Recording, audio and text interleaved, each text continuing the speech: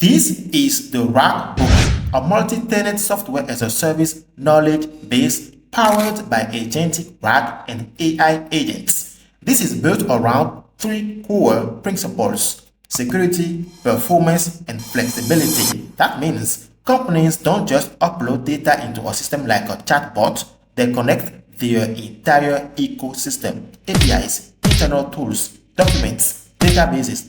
Everything gets plugged in, and the platform turns all of that into a living, intelligent knowledge system in minutes.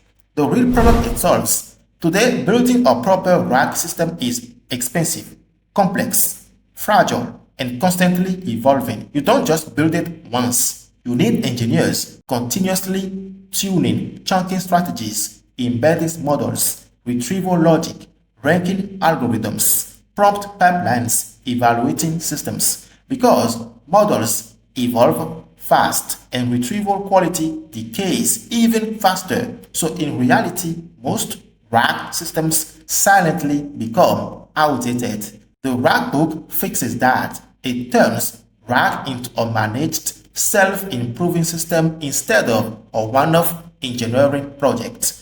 Let me walk you through the app. First, you land on the platform and sign up in seconds. Then you are prompted to create an organization. You set the organization and optionally the logo, then you create. An organization is your isolated workspace inside the app. It represents a company or a team, and it contains users, data sources, AI agents, knowledge bases, integrations. Each organization is fully isolated and secure. Inside an organization, users can have different roles: admin, manager, employee, Azure. Everything is permission-based, so access to data is fully controlled. After creating your organization, the admin goes through onboarding. The first thing you'll need to do is configure all the settings required for the application to run properly. The first setting is organization encryption keys. An organization encryption key is used to protect sensitive company data. For example, when a company uploads a document, that document is encrypted using this key before being stored in the cloud. Even if someone gains access to the encrypted document, they won't be able to read its contents without the encryption key. By default, the application automatically creates an encryption key for each organization using a master key managed by the cloud provider. However, for additional security, every company has the option to create its own encryption key on top of the global master key. This ensures that even if the cloud provider's master key were ever compromised, the organization's data would still remain protected. To do this, click Set Custom Encryption Key. You can either provide your own 256-bit encryption key or click Generate Key to create one automatically. After generating the key, click Download Key and store it somewhere safe. This is extremely important because if you lose this key, you won't be able to decrypt your organization's data later. Once you've securely stored the key, confirm that you have downloaded the key and click Create Key. Great. Now let's go back to the dashboard and continue with Step 2, Configure External APIs. This step allows your organization to connect its own storage and database services. These APIs are responsible for storing documents and powering the RAG pipeline through vector and graph databases. First, configure your cloud storage provider. The default provider is Cloudinary. Create a storage configuration, provide a name, and then enter the required credentials. To find these credentials, simply log into your Cloudinary dashboard and copy your API information.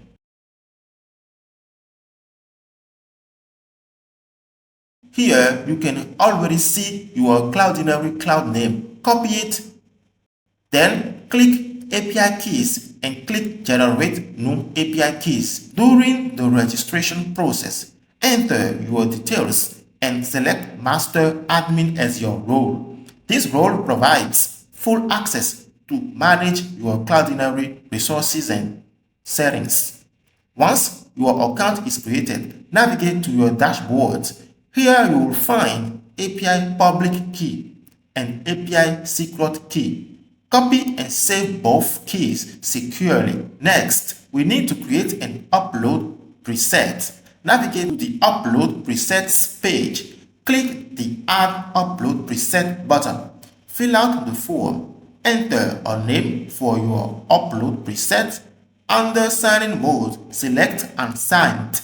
While use Unsigned mode, unsigned uploads allow your application to upload files directly to Cloudinary without requiring API authentication for every upload request.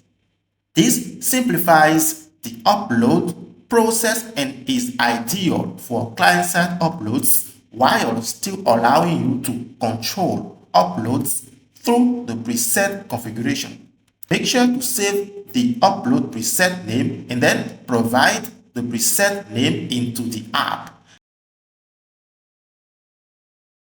Once completed, mark the configuration as active. Next, configure your vector database. The default vector database is Qdrant. Visit the Qdrant website and create an account or login if you already have one.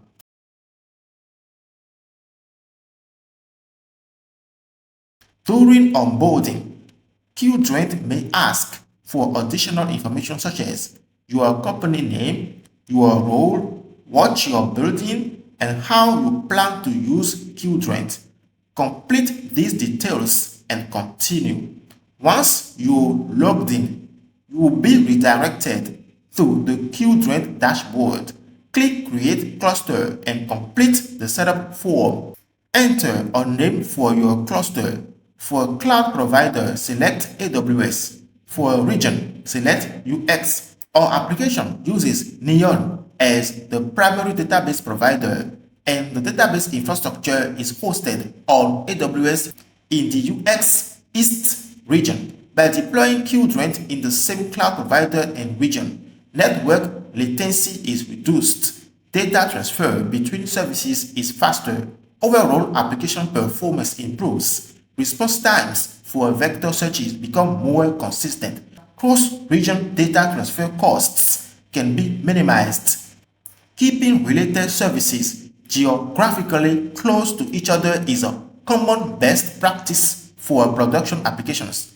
After the cluster is created, Qdrant will provide API key and Qdrant cloud URL. Download the credentials file, copy and store both values securely.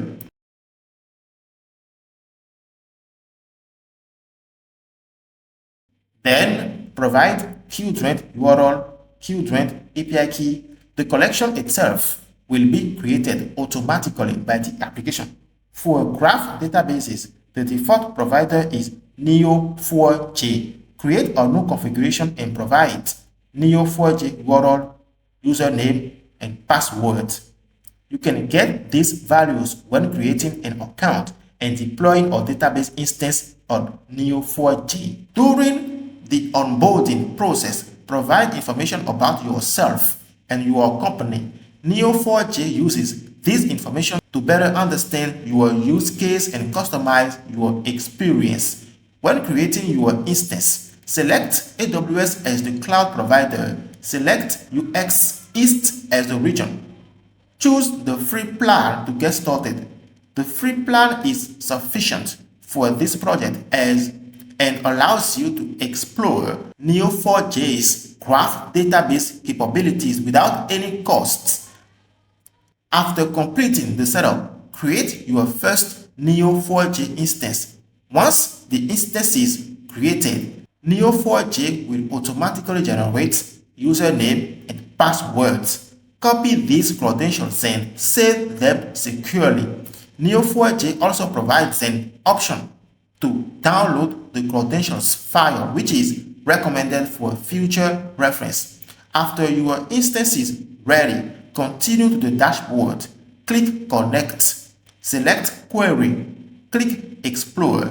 These workspaces where you'll be able to view and interact with your graph data using Cipher queries.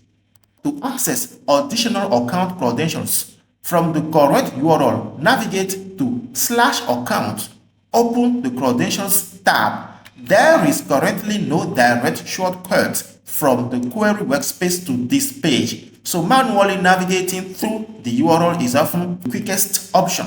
Here you can create Neo4j API public key, Neo4j API secret key. These credentials are not required for this project because all database interactions are handled dynamically through our application. However, they may be useful later if you decide to build your own integrations or use Neo4j's APIs directly. Return to the Neo4j dashboard. Locate your database instance and click the Connection Details button. Copy the connection URL and save it along with your other credentials.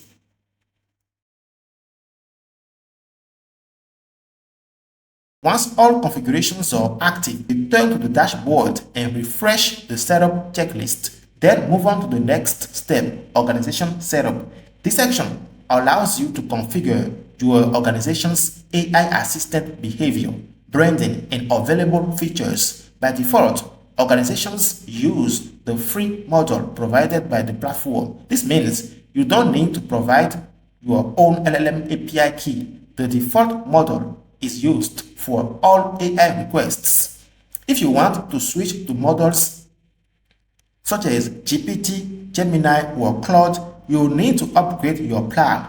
Next, choose the retrieval method used by the AI assistant. Available options include vector search, graph search, hybrid search, adaptive search, all RAG methods. I recommend selecting all RAG methods as it combines every retrieval strategy and automatically chooses the most relevant and accurate information for each query. Here you can customize the assistant's behavior. Use context variable for retrieved document content and question variable for the user's question. This allows you to define how the AI should reason and respond using organization knowledge. Temperature controls the creativity of the model. Lower values produce more consistent and factual responses. Higher values produce more creative and varied responses. For knowledge-based assistance, a lower temperature is usually recommended to reduce hallucinations. Response tone controls how the AI communicates with users. Available options include professional, friendly, technical, casual, formal. For example, professional is ideal for internal company assistance. Technical is great for engineering teams. Friendly creates a more conversational experience. Formal is useful for enterprise environments. Currently, only English responses are supported. Maximum tokens defines the maximum length of each AI response. The default value is 1000 tokens. Higher values allow more detailed answers but also consume more tokens and increase costs. Strict mode ensures the assistant only answers questions using information found in uploaded documents. When enabled, the assistant refuses to answer questions outside the knowledge base. Hallucinations are greatly reduced. Responses remain grounded in company documentation. This is highly recommended for enterprise environments where accuracy is critical. Include sources displays, document references alongside AI responses. When enabled, users can see where information came from. Responses become more transparent and trustworthy. Employees can verify answers directly from source documents. The branding section allows you to customize the appearance of your AI assistant. You can configure assistant name, welcome message, branding elements, organization-specific messaging. This helps create a more personalized experience for employees. Feature settings allow you to enable or disable platform capabilities. For example, you can disable document uploads, disable chat functionality, enable document approval workflows. Document approval is particularly useful because every uploaded document must be reviewed before entering the RAG pipeline. This provides stronger governance and prevents low quality or incorrect information from reaching users. You can also enable role-based document filtering. This feature restricts document access based on organizational roles such as admin, HR, manager, employee. For example, HR documents can remain visible only to HR personnel, while engineering documentation remains accessible only to technical teams. The final settings section is integrations. Here you can connect external tools such as Slack and external APIs. Once everything is configured, save your settings and return to the dashboard. The next step is uploading your organization's knowledge. Start by creating a document group. A document group is used for version management. This means a single group can contain multiple versions of the same document over time. For example, Employee Handbook version 1, Employee Handbook version 2. All of these can belong to the same document group. Some document groups can also be marked as authoritative. Authoritative documents are treated as the primary source of truth. When conflicts exist between documents, the AI will prioritize authoritative content based on its authority level. Next, fill in the document information, title, description, category, department, visibility settings. You can choose whether the document is available to everyone in the company or only specific roles. Upload the file and validate it. Once uploaded, start the chunking and indexing process. If everything is configured correctly, open the Qdrant dashboard. Navigate to collections. You'll see a collection called RAGbook_database. Open it, you'll see all generated vector embeddings stored by the application. Now, let's look at the graph database. Open Neo4j from the dashboard. Select your running instance. Open Query. Click Explorer. Click Show Me a Graph. You will now see a visual representation of your knowledge graph. The graph contains documents, chunks, entities. What is entity? In Graph RAG, an entity represents a meaningful concept extracted from documents. The AI identifies these entities and connects them through relationships, allowing it to reason across documents more effectively. This enables much deeper reasoning than traditional vector search alone. You'll also notice relationships such as chunk connects documents to chunks, describes connects chunks to entities. Switch to presentation mode. Zoom in and explore the graph to better understand how information is connected. After document processing is complete, it is time to start asking questions. Open AI chat from the sidebar. Ask a simple question such as, what are employee roles in the company? The assistant will retrieve relevant information and generate an answer. Let's move to more complex questions. Questions that require reasoning across multiple documents are where the AI agent becomes valuable. The agent uses a multi-step orchestration workflow with memory and reasoning loops to analyze the question, retrieve information, validate results, iterate until it produces an accurate answer. To test this capability, we'll upload a second document that directly contrasts the first one. The first document, startup roles and responsibilities, describes a startup environment focused on speed, adaptability, ownership, wearing multiple hats.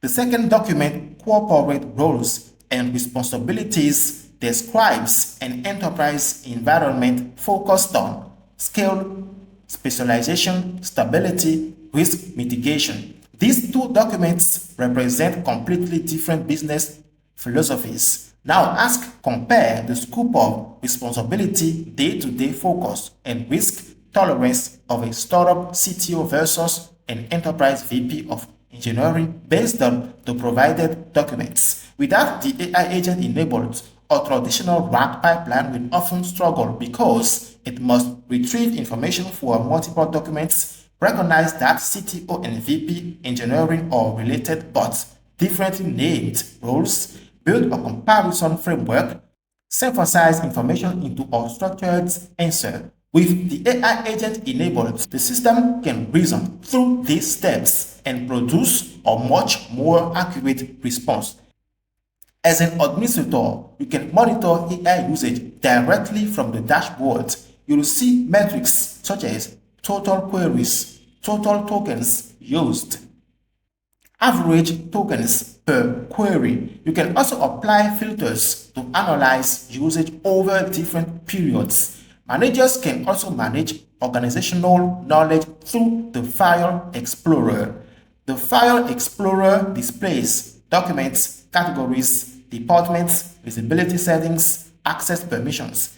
Users can search documents by name or filter them by category and department. Think of it as a traditional document management system working alongside your AI-powered knowledge base. Before we move on, I recently created a YouTube community post where I let you decide what project we should build next on the channel.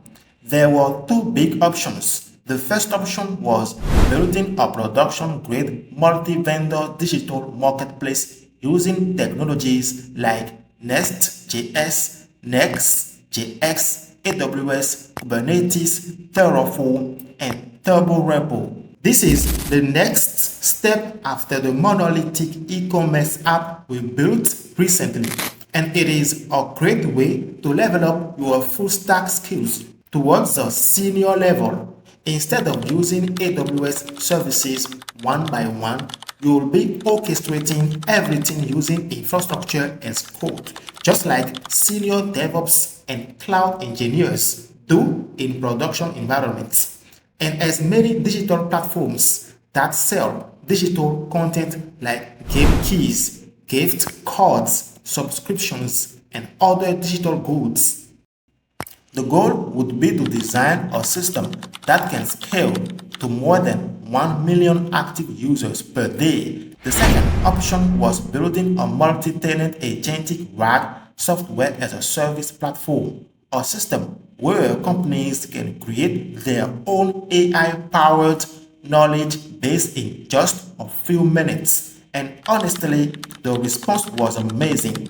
More than 100 people voted. The results were very close. Multi-vendor marketplace hits 46%. Agentic RAG software as a service hits 54%. So the decision is made. We are starting with the multi-tenant agentic RAG SaaS platform first, and after that, we will move on to the multi-vendor marketplace project. If you don't want to miss anything, you can join the Patreon. Now, let's talk about why this project matters.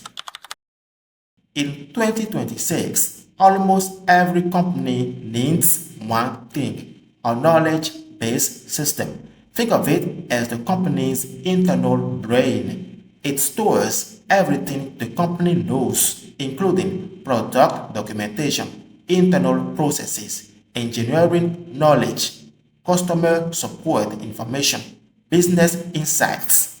Instead of constantly asking managers or senior engineers the same questions, employees can simply ask the AI system and get answers instantly. In real companies, this is a massive problem. Managers don't have time to repeat the same explanations every day. When important knowledge is not documented, companies become dependent on a few senior employees, and when those employees leave, a huge amount of experience and internal knowledge disappears with them. This also creates slow customer support, inconsistent answers across teams, and frustrated employees who waste hours searching for information. Over time, that confusion slows down innovation, hurts productivity, and even increases employee turnover. That is why modern companies are investing heavily in AI-powered knowledge systems. Now, if you are learning software engineering or AI development, pay attention to this part. Most companies still don't have proper AI knowledge systems implemented correctly. So if you are trying to get hired, here is something smart you can do. Find companies that still struggle with internal documentation or knowledge sharing. Apply for the role, and during the interview, confidently say something like, "I've built AI knowledge-based systems before that can help your company design and implement one." That changes how companies see you. You are no longer just another developer applying for a job. You are someone bringing a real business solution. And that is exactly what companies are looking for in 2026. So before we start coding, let's talk about the architecture. This is an AI system that uses 6 layers of a production RAG system: data ingestion layer, data processing, retrieval layer, reasoning layer, evaluation, and security. And in this video, I'll break down the full architecture from data injection to security layer so you understand exactly how production RAG AI systems are built. We will go even deeper by implementing many types of RAG techniques, such as hypothetical documents, embeddings, and adaptive RAG for smarter query understanding, and the holy trinity of retrieval, vector, hybrid, and graph RAG. And that is not all. We will also build corrective RAG so your system can detect, filter, and fix bad retrievals, ensuring your LLM never works with low quality or misleading data. But the real magic happens at the top, where we'll wrap everything in an agentic layer. This is the brain of the project that handles all the heavy lifting a normal chatbot just can't touch. Instead of just being a search engine that finds links, the system becomes a real collaborator that can actually think through your goals. By the end, you won't just have a project, you'll have something that proves you can build like an AI engineer in the real world. You are also going to master the exact tools that top companies are fighting for in 2026. I'm talking about the big 3 frameworks: LangChain, LangGraph, LangSmith. LangChain for the foundation, LangGraph to build those intelligent agents, and LangSmith so you can actually monitor and debug your system in real time. And here is the secret sauce. We are wrapping all of that in LLM Ops.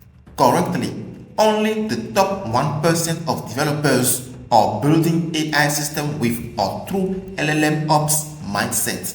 LLM Ops is how you build, deploy, monitor, and improve LLM-powered applications in production.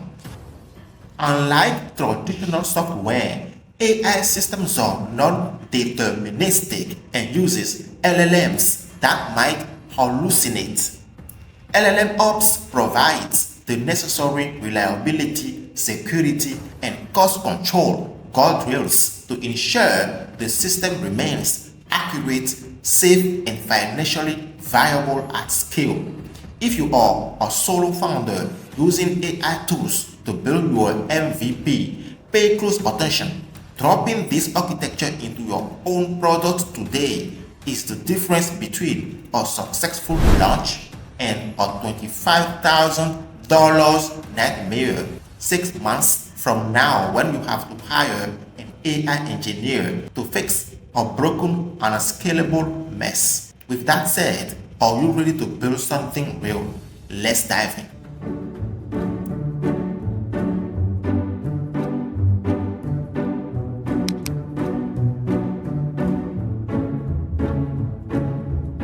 Hey, I'm a full-stack JavaScript engineer, who transitioned into AI machine learning engineering.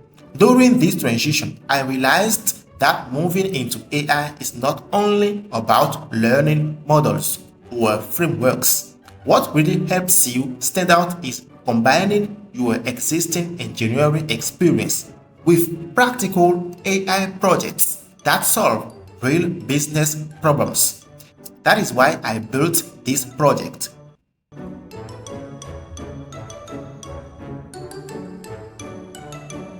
Software engineers transitioning into AI engineering.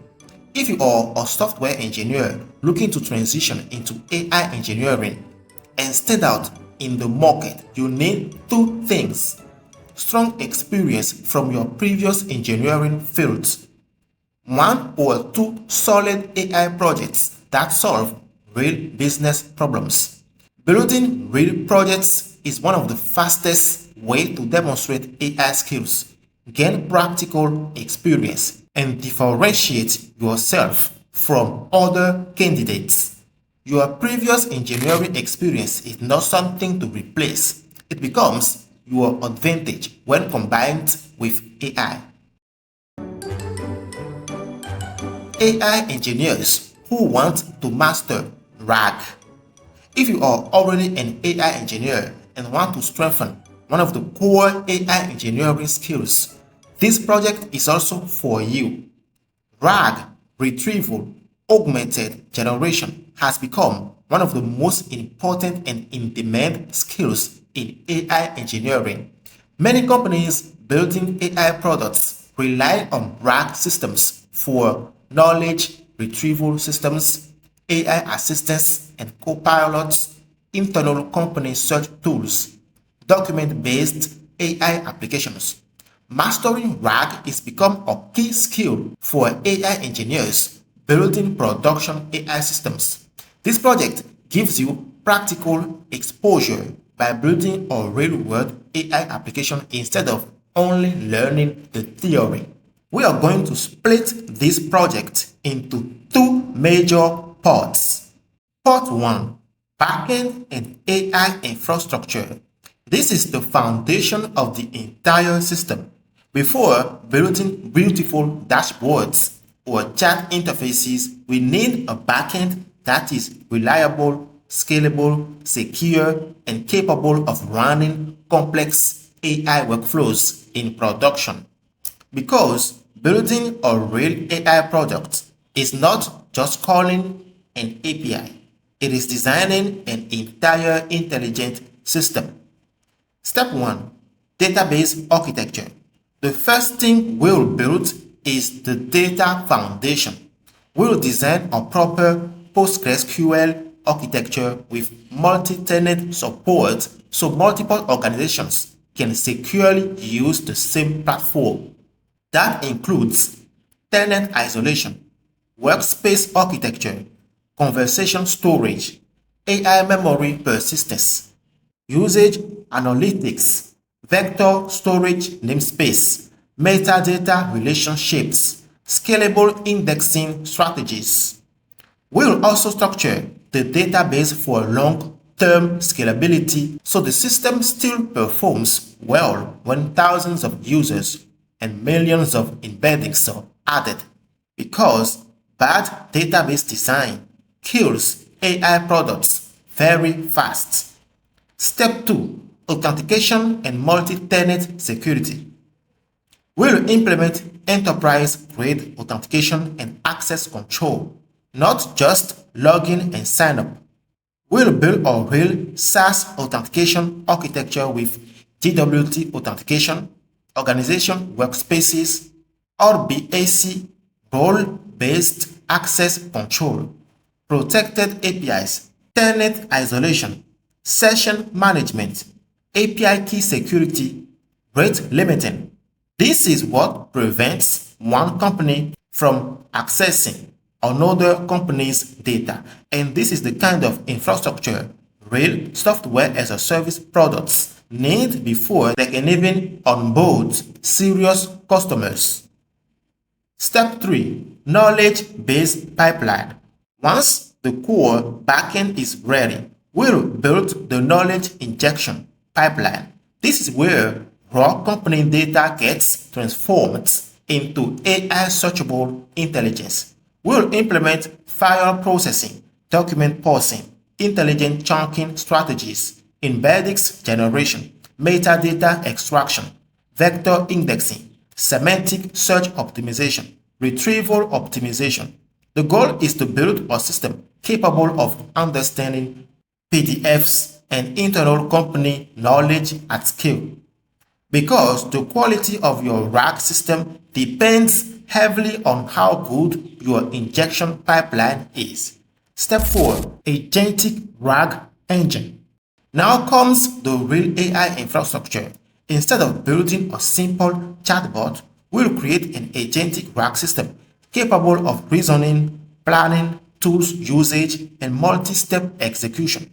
We'll implement retrieval pipelines with LangChain, planning agents, retrieval agents, validation agents, memory management, tool calling, workflow orchestration, sub-agent execution, recursive loop prevention, retry handling, fallback systems, context routing, intelligent task delegation. The system won't just retrieve information. It will think through problems step by step before generating answers. Step 5. Observability and AI monitoring. One of the biggest mistakes in AI engineering is building systems you cannot debug. So we'll implement full observability from day one. That includes traces, token tracking, latency monitoring, failure analysis, prompt debugging, workflow inspection, agent execution logs, tool call monitoring, and cost tracking. Because once AI systems become complex, debugging becomes an engineering problem on its own. And if you can't monitor your agents, you cannot scale them reliably. Part 2. Frontend. Once the backend foundation is stable, we can finally build the frontend layer on top of it. This is where users actually interact with the system. And because the backend architecture is already solid, the frontend becomes much easier to scale and maintain. Step 1. Authentication UI. We'll start with the complete authentication experience, including login and sign-up, onboarding flows, organization creation, workspace switching, invitation systems, protected routes, session handling. The goal is to make the platform feel like a real production software as a service product from the very beginning. Step 2. Analytics dashboard. Next, we'll build the main dashboard. This is where users can monitor everything happening inside their AI system, including token usage, API usage, knowledge-based statistics, model performance, cost tracking, agent activity, workflow analytics. Instead of a simple admin panel, we'll create a real AI operations dashboard. Step 3. AI chat interface. Then we'll build the most important user-facing feature, the AI interface itself. But not just a basic chat UI, we'll implement streaming responses. Step 4. Knowledge-based management. Next, we'll build the full knowledge management system. User will be able to upload documents, manage data sources, monitor indexing progress, reprocess embeddings, organize knowledge collections, track injection status. This transforms the platform from a simple chatbot into a true AI knowledge operating system. Step 5. Agent configuration system. Now we give users control over the AI behavior itself. We'll build interfaces for prompt management, workflow configuration, model settings. This allows organizations to customize how their AI agents think and operate. Step 6. Software as a service infrastructure. Finally, we'll complete the product with the business layer, including billing systems, subscriptions, usage limits, team management, payment integration. Because building the AI is only half the challenge. Turning it into a scalable software as a service business is the other half. If you are watching this on YouTube, the full implementation is already available. Check the link in the description. Now that the architecture is clear, we can finally start with part 1, the backend and AI infrastructure. We'll be using Next.js API routes, GraphQL, and PostgreSQL to build a robust, scalable foundation. Let's spin up our Next.js project. Open your terminal, run npx create next app at latest.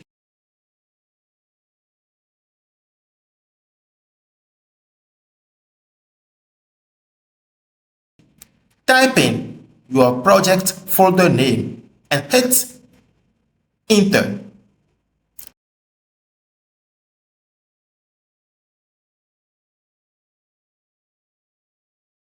Hit enter again to kick off the installation. Now we will customize our configuration settings. For this project, we are going with TypeScript ESLint, no React compiler. We are also going to use Tailwind CSS. No source directory. We are going to use OpenRouter without custom import alias. Once you have made those selections, Next.js will go ahead and install all the necessary dependencies. Now that the installation is complete, let's cd into our project folder and open it up in your favorite code editor. Let's take a quick look at the default Next.js folder structure we have here. First, we have the .next build folder. Next is the app folder, which handles both our routing and our API endpoints. Then we have Node modules for our dependencies and the public folder for static assets. Moving down to the configuration files, we have agents.md and clouds.md. These are incredibly important for modern development. They are designed for AI coding agent context optimization. In agents.md, you can define your project architecture, tech stack, and development rules so your AI assistant stays perfectly aligned. The cloud.md file is explicitly tailored for the Cloud Code Agent, ensuring it understands your exact environment. The ESLint config, next.config.ts, package.json.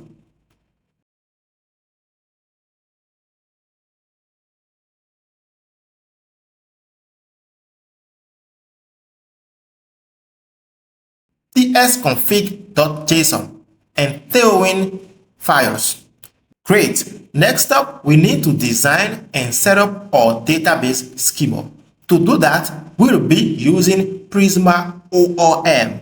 If you are completely new to Prisma, I highly recommend watching my previous tutorial where we cover the absolute basics. First, let's install the dependencies we need. We'll install the core Prisma package, the Prisma client, and the Prisma configuration tools.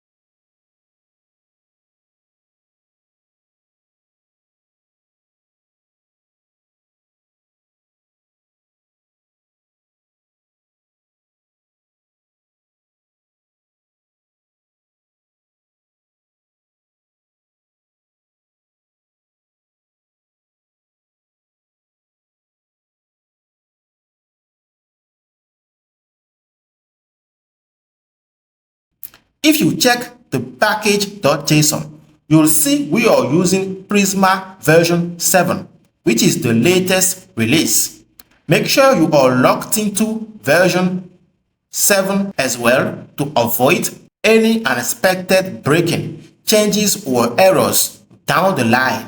Now let's initialize Prisma by running npx prisma init.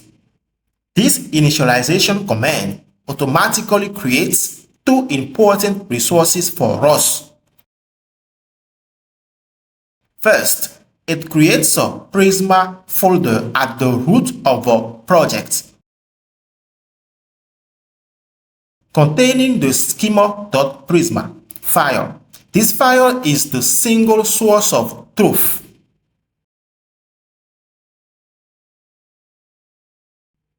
Where we will define our database models. Second, it generates a .env file and automatically adds a database underscore URL key with a placeholder value for local development. We are going to swap that out right now. We'll be hosting our database online using Neon.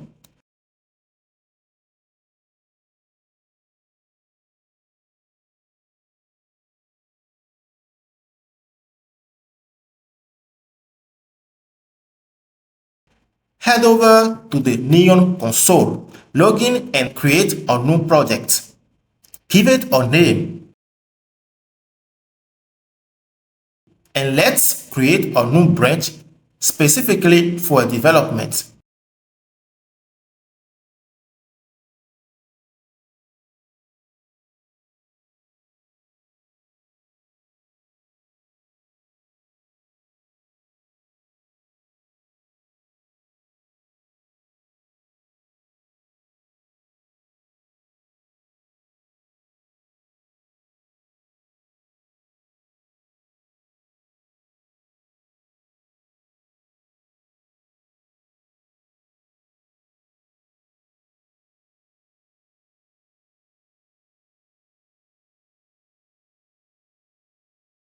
Next, spin up a new database for this branch and copy the provided database connection string.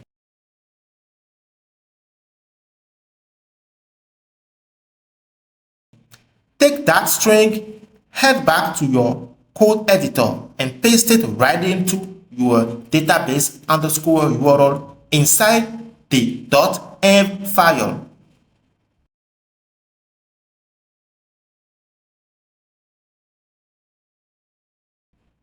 Great! Now that our app is successfully linked to Neon, we need to prepare our environment. Let's open up the schema.prisma file. Inside the generator block, we are using the Prisma-client-js provider. To keep our workflow highly secure, we will keep the generated Prisma client inside the node modules directory so we can comment out any custom output paths. Next, run the generation command npx prisma generate. This command reads your Prisma schema and generates a fully type-safe database client customized to your specific models.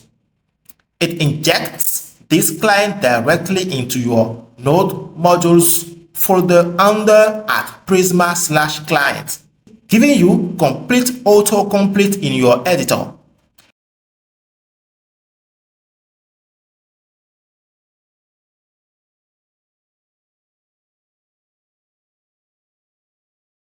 Now let's push your initial structure to the cloud by running npx prisma migrate dev --name initial. This tracks your schema changes, creates a SQL migration file, and executes it against your live Neon database to create your actual tables.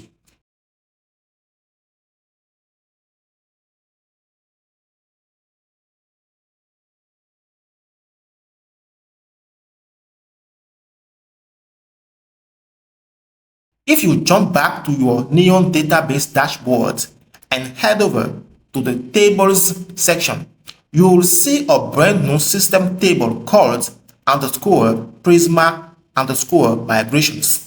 This table acts as a ledger that tracks every single architectural change we make to the database over time.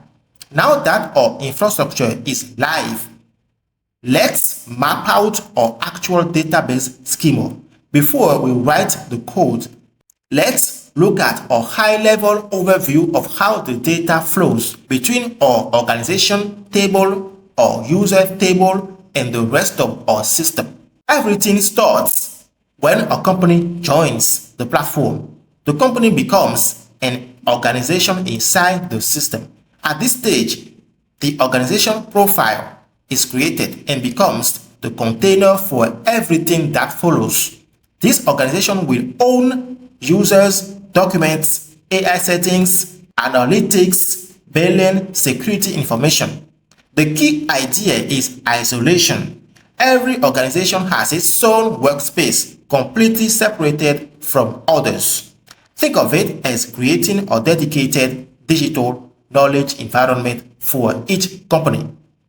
Once the organization exists, people are invited into the platform. These users receive roles depending on their responsibilities. Examples include admin, Azure, manager, employee. Users are the people who interact with the system every day. They upload content, ask questions, manage settings, and consume knowledge. At this stage, the platform moves from being an empty workspace into a collaborative environment. After users are added, the organization configures its AI environment. This determines how the assistant behaves. The organization chooses AI model, language, tone, response style, retrieval method, security rules. For example, one company may prefer a formal assistant using Claude. Another may use Gemini with a different style. The goal is to personalize the AI experience before knowledge is introduced. Now the organization begins building its knowledge base. Users upload company information such as policies, handbooks, technical documents, product documentation, training materials. Documents are organized into groups to keep information structured.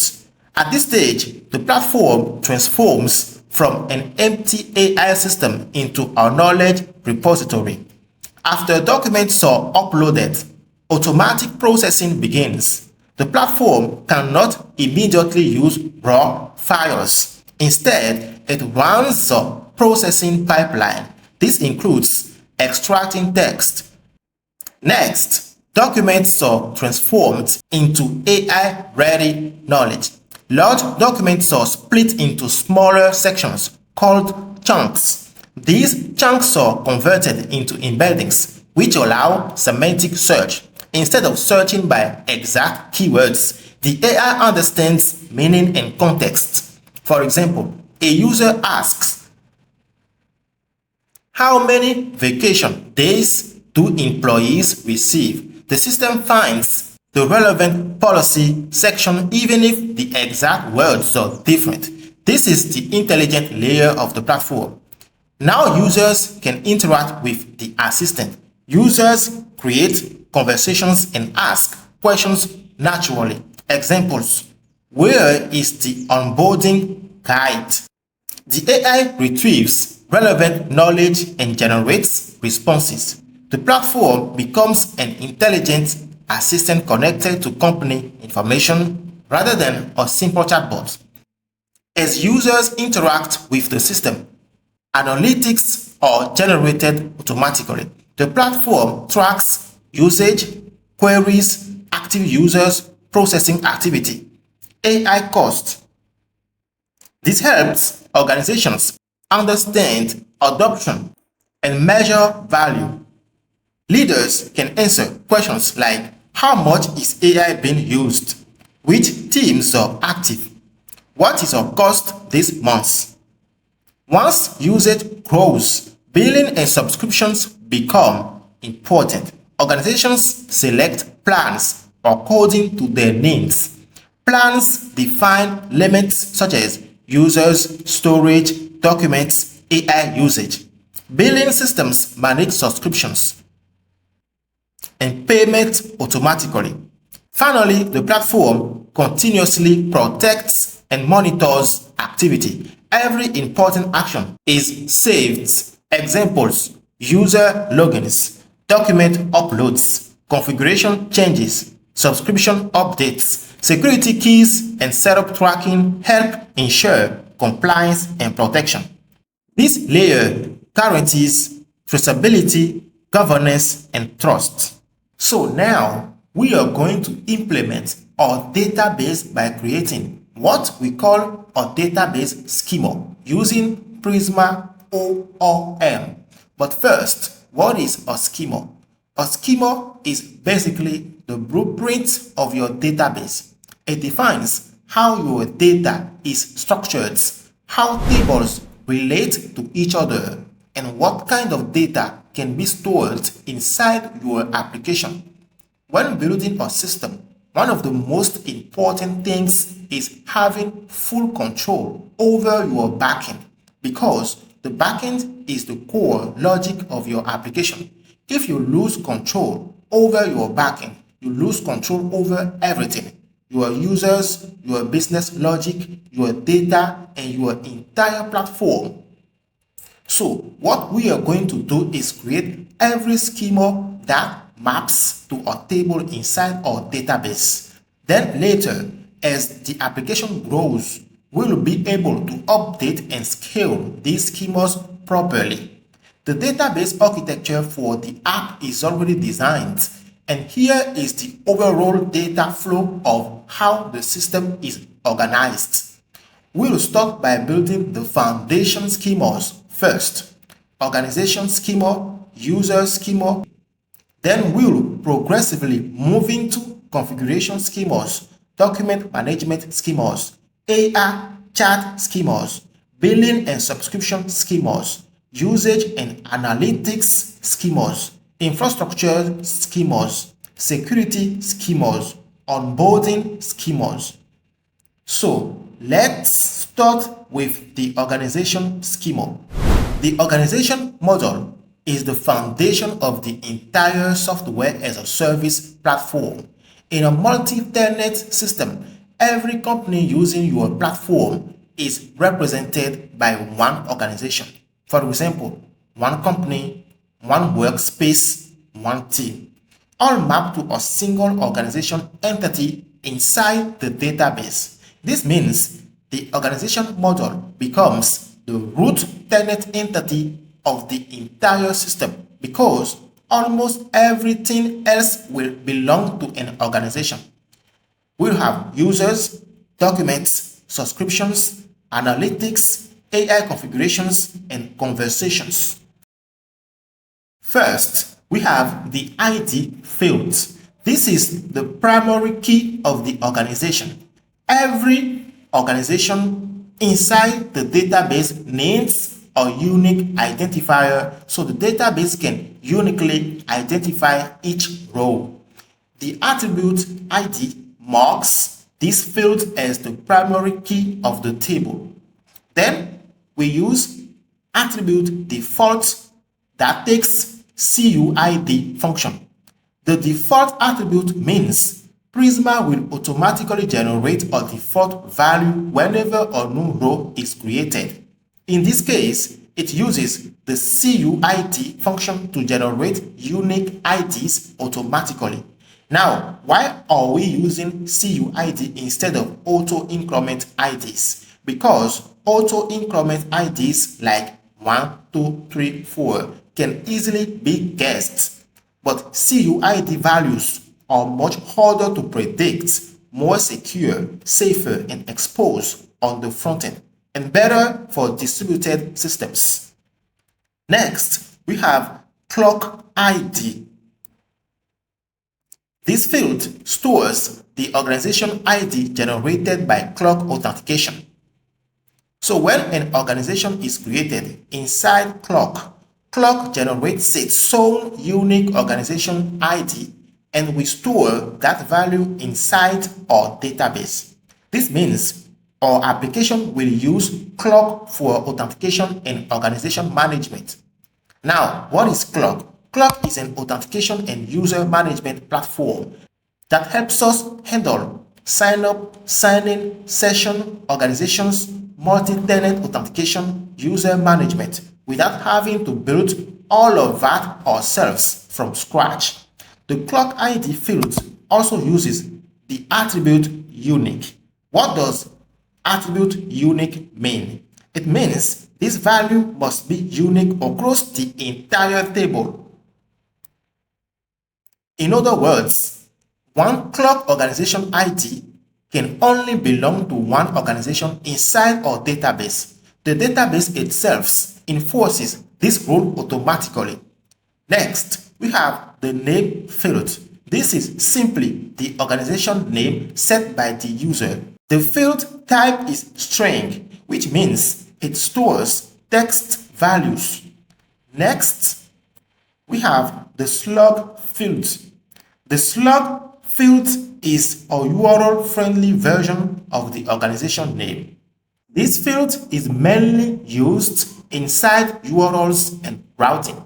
Instead of using a random ID inside the URL, this makes URLs cleaner, easier to read, better for SEO, more user-friendly. The slug field is also marked with the unique attribute. This is very important because two organizations cannot share the same slug. Otherwise, routing would completely break. Next, we have the logo field. The logo field stores the organization logo URL. Notice the question mark after string data type.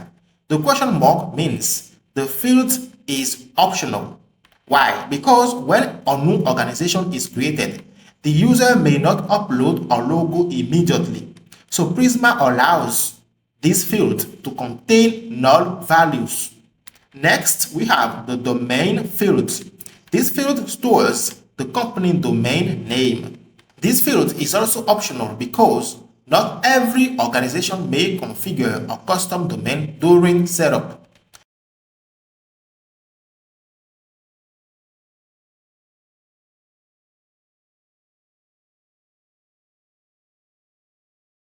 Next, we have the suspended field.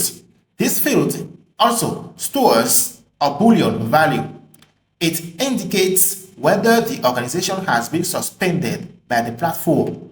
By default, the value is false, meaning organizations are not suspended when created. Now, you may ask, what is the difference between is active and is suspended? The difference is architectural. Is active represents the operational state of the organization.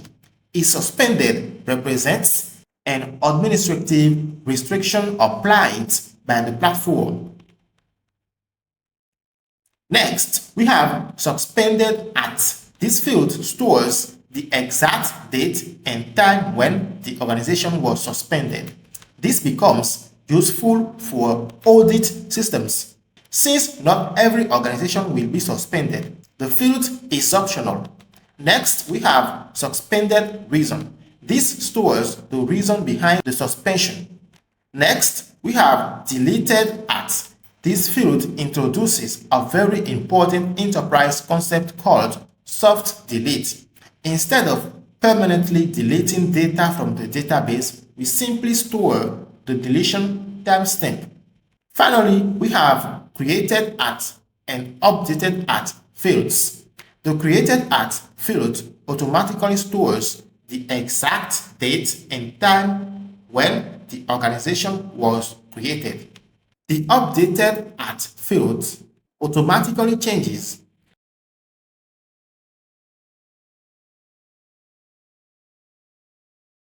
Now, at the bottom of the model, we define indices. First, An index improves database query performance. Since we will frequently search organizations using the slug field inside URLs, adding an index makes those queries much faster. Without indexes, the database would need to scan every row manually. With an index, the database can jump directly to the correct organization much more efficiently. Many queries will filter organizations where deleted at is null, meaning only active non-deleted organizations should be returned. Indexing these fields improves performance for those filtering operations. And finally, the map attribute tells Prisma the real table name inside the database.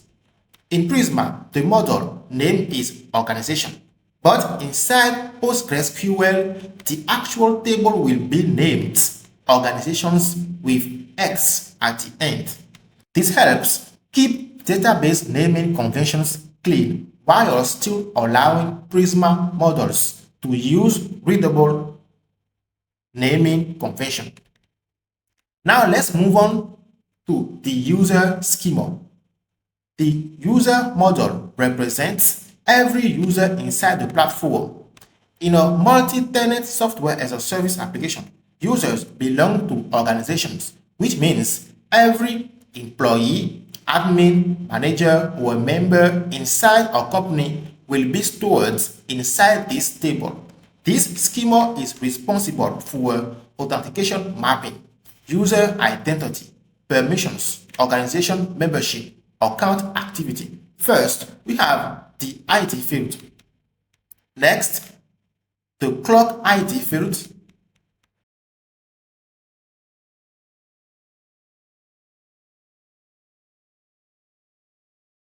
Next, we have the email fields. This stores the user email address.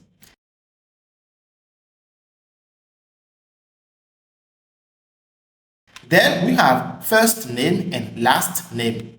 These fields store the user's personal information and are optional because some authentication providers may not always return complete profile data.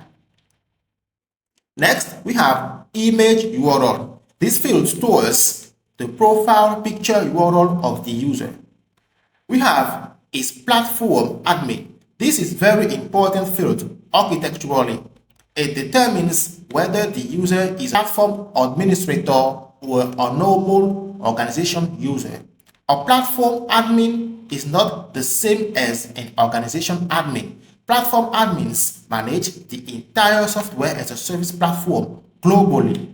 For example, platform admins may manage organizations, suspend accounts, access analytics, monitor billing, moderate abuse. By default, this value is false. Next, we have organization ID. This field links the user to an organization. This creates the relationship between users and organizations. Inside the database, then we have the role fields. This defines the role of the user inside the organization. For example, admin, HR, manager, employee. This is the foundation of RBAC, which stands for Role-Based Access Control.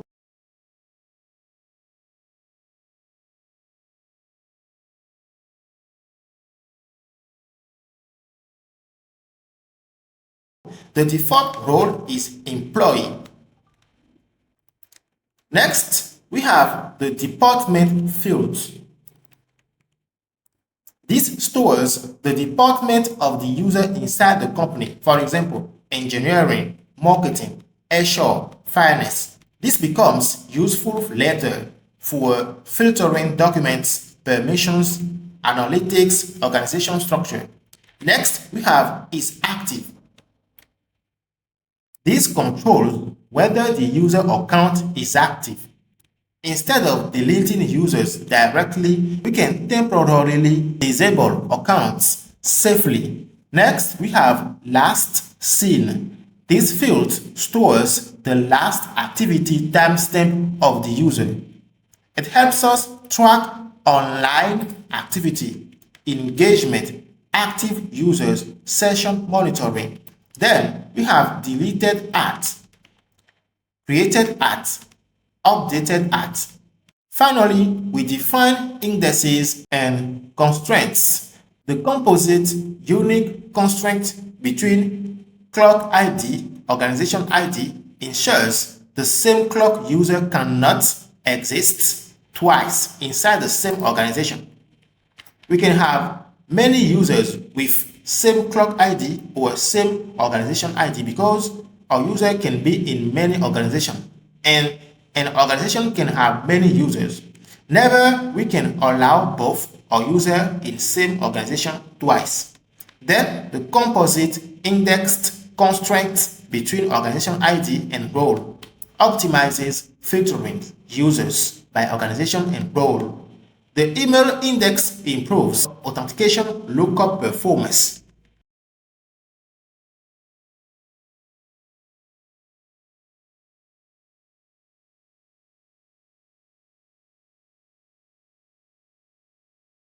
Its platform admin index helps efficiently query platform administrators. The deleted at indexed improves soft delete filtering performance. And finally, we name the user table as users.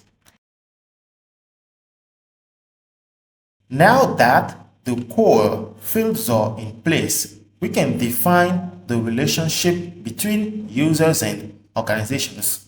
A user belongs to a single organization, which is represented by these relation fields. Organization is the relation field that allows us to access the full organization record associated with the user.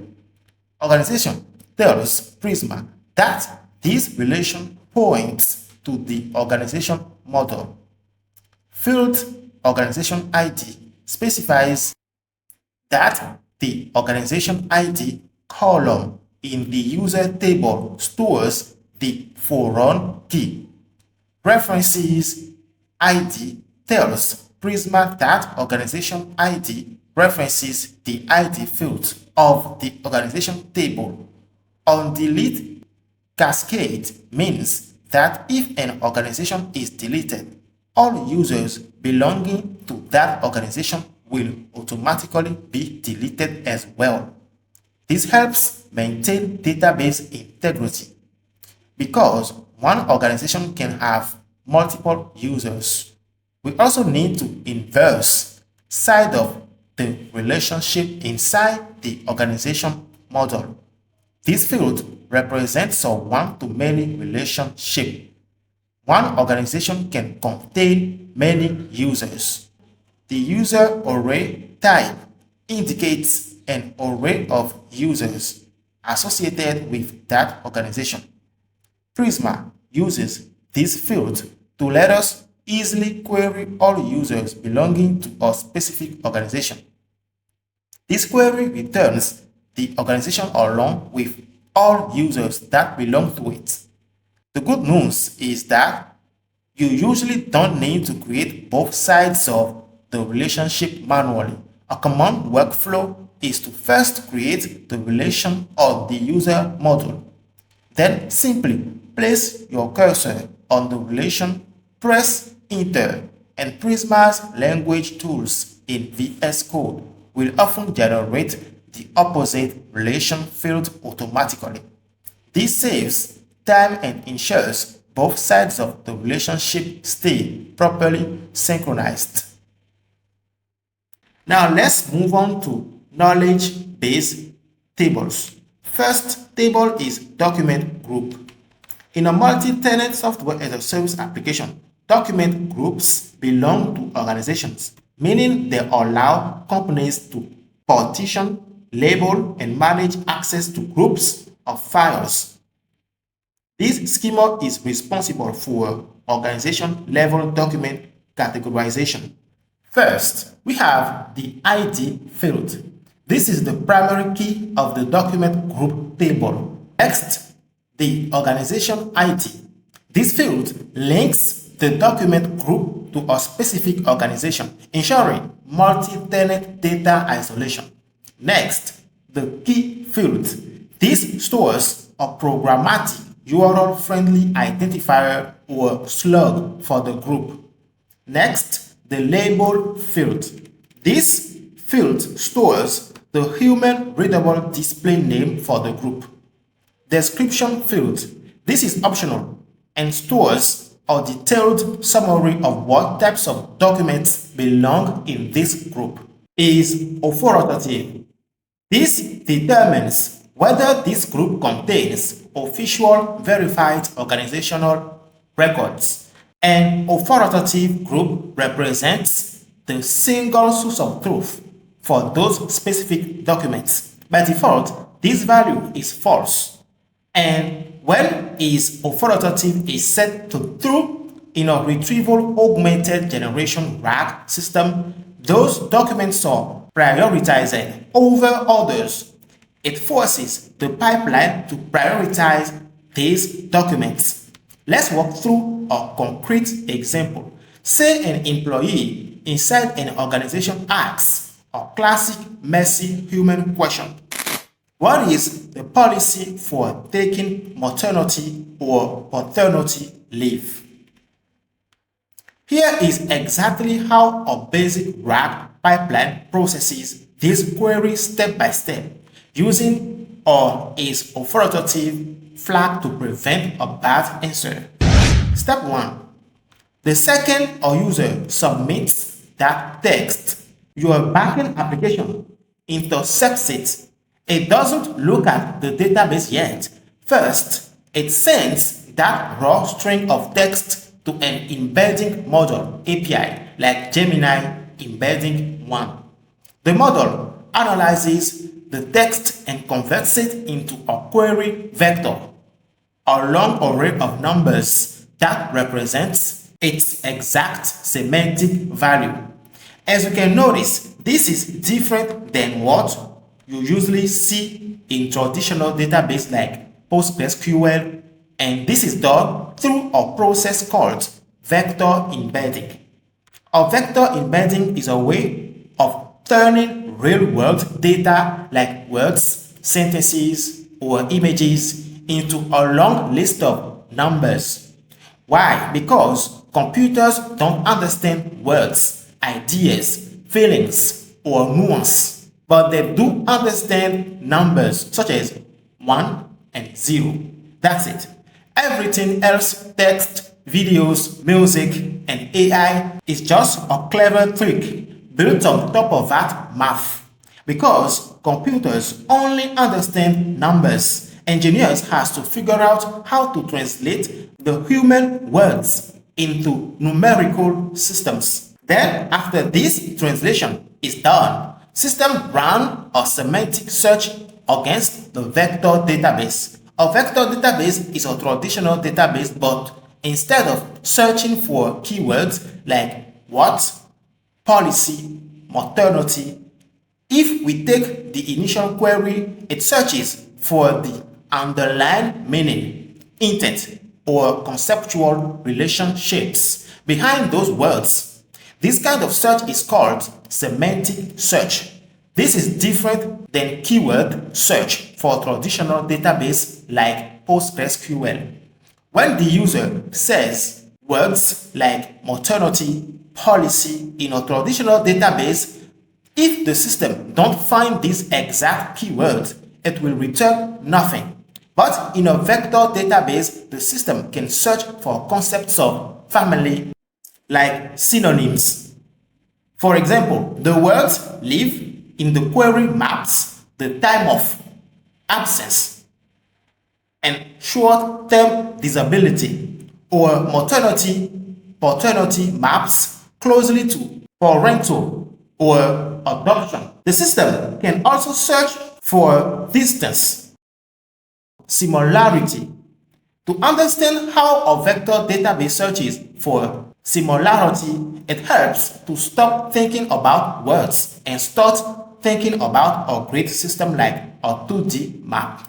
In a real AI model, there are over 1,500 dimensions. In machine learning, a dimension is basically one piece of information used to describe data. So it means if we want to describe the word policy in machine learning, it will be a list of numbers depending on the dimension of the model. Imagine we only have one dimension. So the words policy will have a query vector equal to this number, 0.9. Now, if we add a second dimension, this can be an array of two numbers, 0.9 and 0.95, and so on. Now, in a world when we have 1,500 dimensions, we'll have an array of exactly 1,500 numbers. The dot in the middle, called an ellipsis, simply means there is a huge block of data here, but I'm skipping writing it out manually because it is too long and follows the same pattern. Now, there is too much to say about embedding. We will talk about that in the Agentic RAG chapter. So let's get right into the point.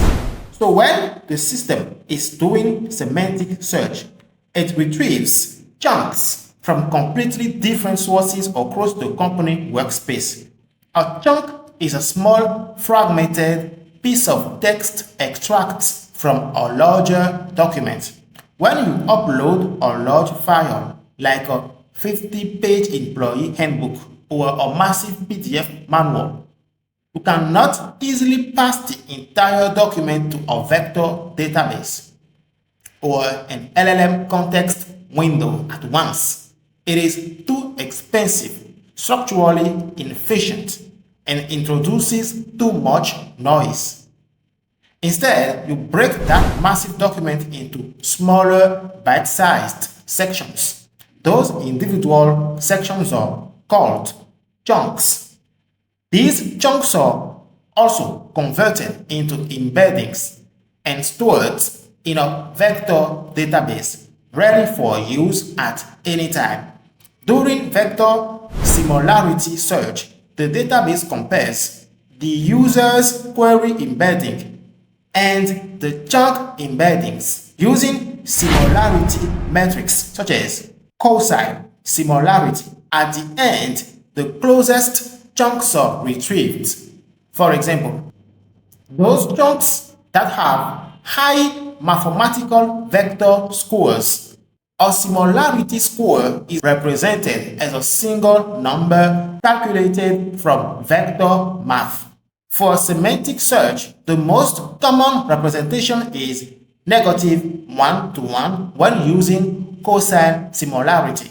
But in practice, for embeddings, most scores end up between 0 to 1 because meaningful text embeddings are rarely completely opposite.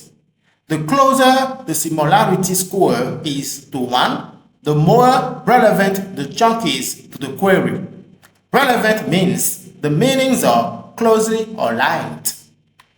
On the other hand, the closer the similarity score is to 0, the less relevant the chunk is to the query. That means weak semantic relationship, different topic, probably not useful for answering the question. That is why the database retrieves only chunks with high similarity scores.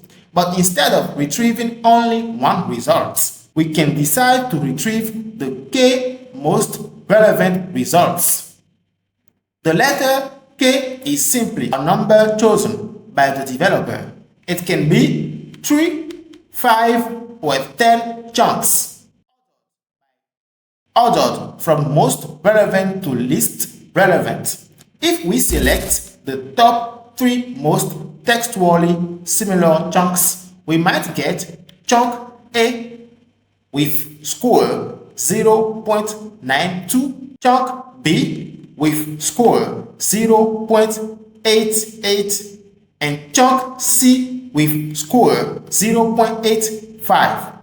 Now, when building a RAG system in a company, you need to consider metadata.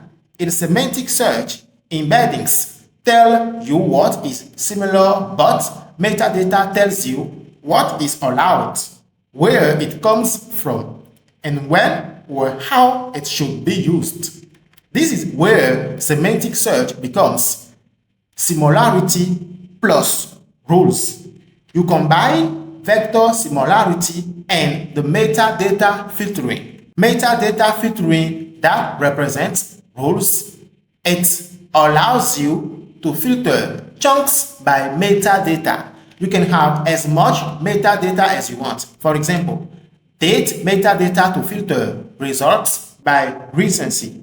Department metadata to filter results by company department. Authoritative metadata to filter results by official policies. In a company, there may be trust and official documentation. These documents can be given an advantage during semantic search. What is that advantage exactly? After vector search, the initial retrieval, the system first ranks results only by similarity.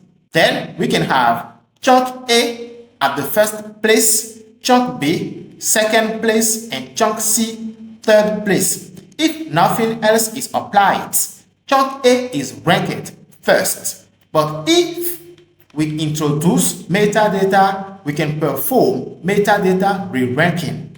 This ranking is often decided through a formula such as final score equals to relevance plus trust bonus. A trust bonus is an extra score added to a result because the system considers the source more reliable.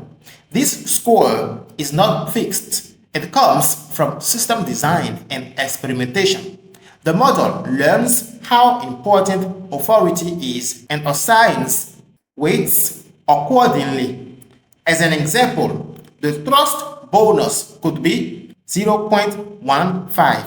After re-ranking, a typical outcome might be at first place the chunk C and third place chunk B. Chunk C moves to the top because it now has the highest final score. The final ranking becomes chunk C, chunk A, and chunk B. This is how trusted documents with authority can impact the semantic search process. For more details, go straight to the Agentic RAG chapter. As a complement to this Agentic RAG project, I recommend checking out Scrimba, the sponsor of this video. It's a unique interactive learning platform for web developers. And what makes it so special is that you are not just passively watching standard videos. Instead, you actually code right inside the lesson. You can pause anytime, edit the instructor's code, and instantly see the results directly in the mini browser. This way, you learn faster and don't get stuck in tutorial hell.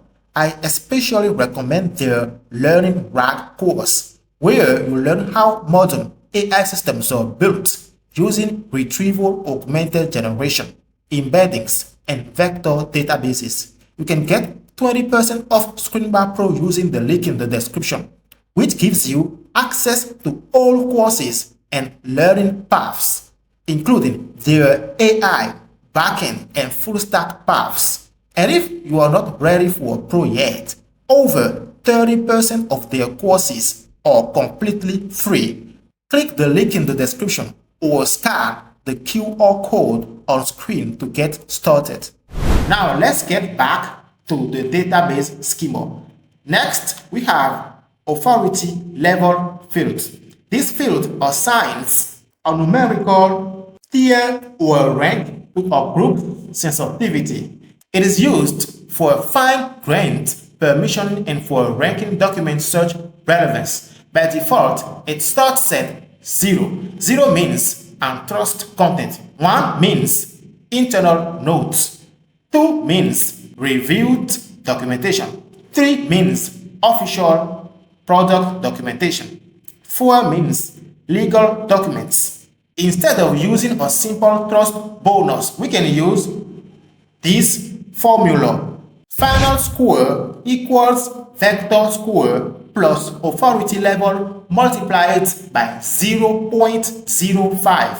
The 0.05 is not fixed rule. It is simply an example weight assigned to each authority level. With this new formula, the score of each chunk changes. If the authority level is 0, the final score is equal to the vector score. If the authority level is 1, we have 1 times 0.05. That equals to 0.05 and so on. Next, we have created at and updated at. These fields automatically track when the document group was first created and when any metadata within the group was last modified. Finally, we define indices and constraints. The composite unique constraint ensures that a key is unique within a single organization. Different organizations can use the same key, but a single organization cannot have duplicate keys. Finally, we map the internal model name to the database table named document underscore groups. Now let's move to the document schema. The document model represents an individual file uploaded to the platform. In a multi-tenant software as a service application, this table serves as the core engine for file management, document parsing, and version tracking. It connects the raw assets stored in your cloud storage to your RAG search ecosystem. This schema is responsible for multi-tenant file metadata tracking, document injection, and processing states. First, we have the ID field, then organization ID, after that, title and description, next, file name, file URL, file type, file size.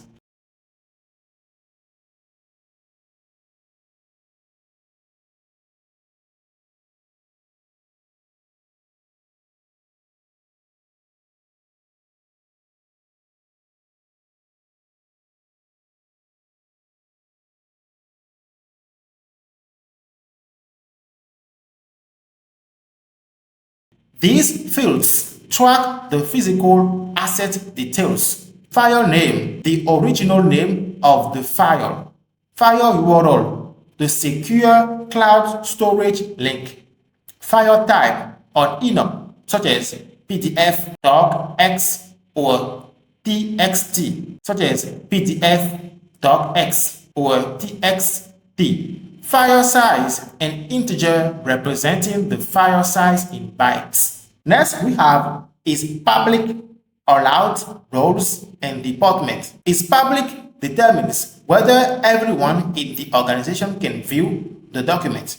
Allowed roles is an array of roles used to enforce role-based access control. Department restricts document access or search filtering to a specific company department. For example, engineering department. Next, we have status. This field tracks the injection lifecycle state of the document.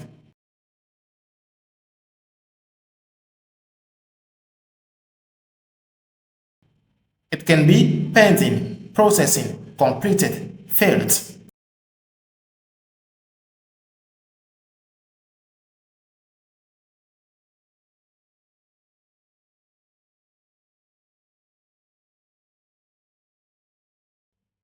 Next, we have require approval.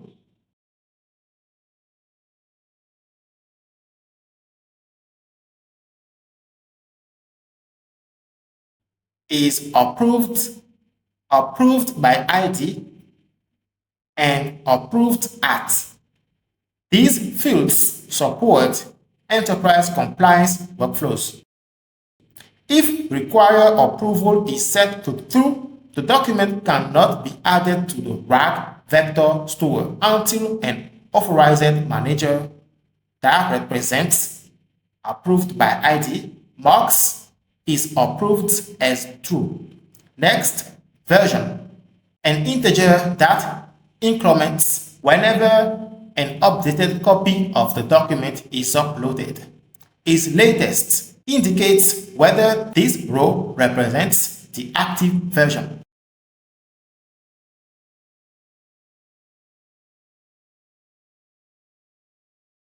Next, we have deleted at, created at, and updated at.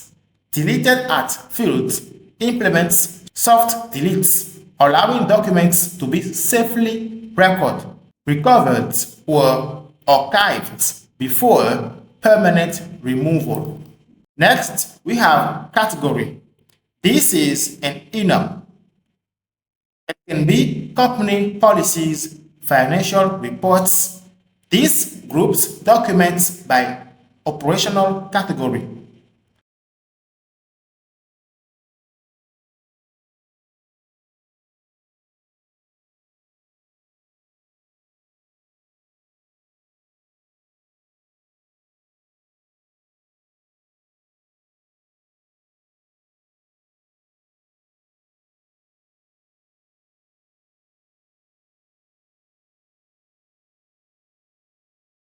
Hashes used to determine whether the exact same file or text content has already been uploaded, preventing unnecessary duplicate parsing and vectorization. Change summary or short description explaining what changes between this version and the previous one. Next, we have document group ID. This links the document to its parent folder or structural group where metadata such as is authoritative is defined. Is deprecated marks older versions as inactive or outdated. Version label or human readable version label. Finally, we define indices and constraints.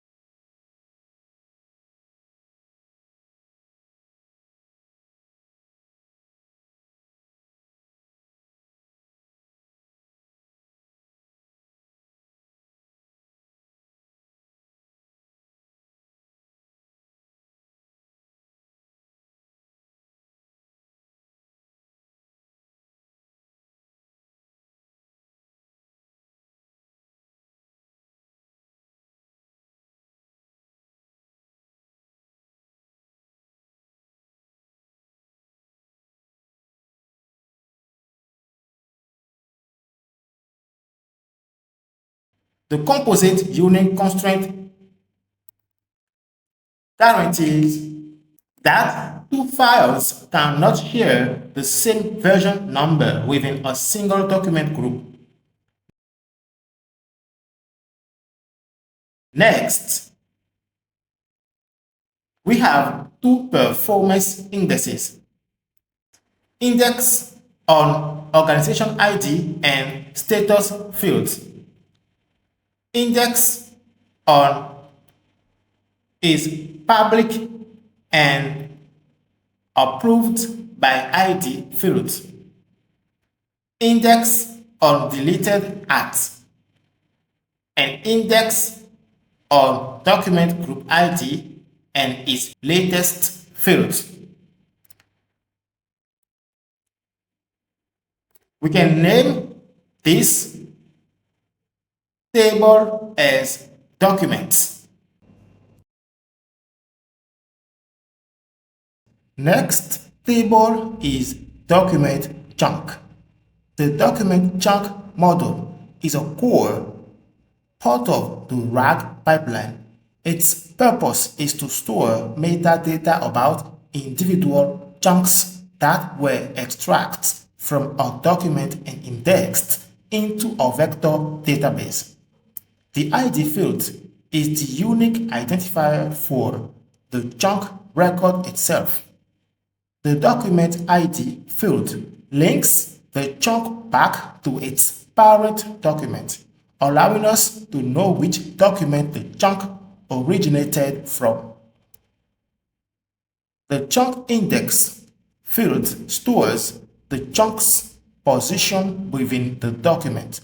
This is important because retrieval may return chunks in any order, and we often need to reconstruct the original sequence or fetch neighboring chunks for additional context. The Qdrant point ID field stores the ID of the corresponding vector inside Qdrant. This acts as the connection between the relational database and the vector database, allowing us to map retrieved vectors back to their metadata and source document. The page number field is optional and records the page from which the chunk was extracted. This is useful when displaying citations or showing users exactly where an answer came from in a PFD, for example. The section and section title fields store structural information about the document. The hash field stores the unique hash of the chunk content. The created at field records when the chunk was created. The document relation defines the connection to the parent document. The onDelete cascade setting means that if a document is deleted, all associated chunks are automatically removed as well. There are also two database level optimizations. The first is a unique constraint on document ID and chunk index, which guarantees that a document cannot contain two chunks with the same position. The second is an index on document and hash, which speeds up lookups and duplicate detection queries. Finally, this map attribute tells Prisma to map this model to a database table named document_chunks.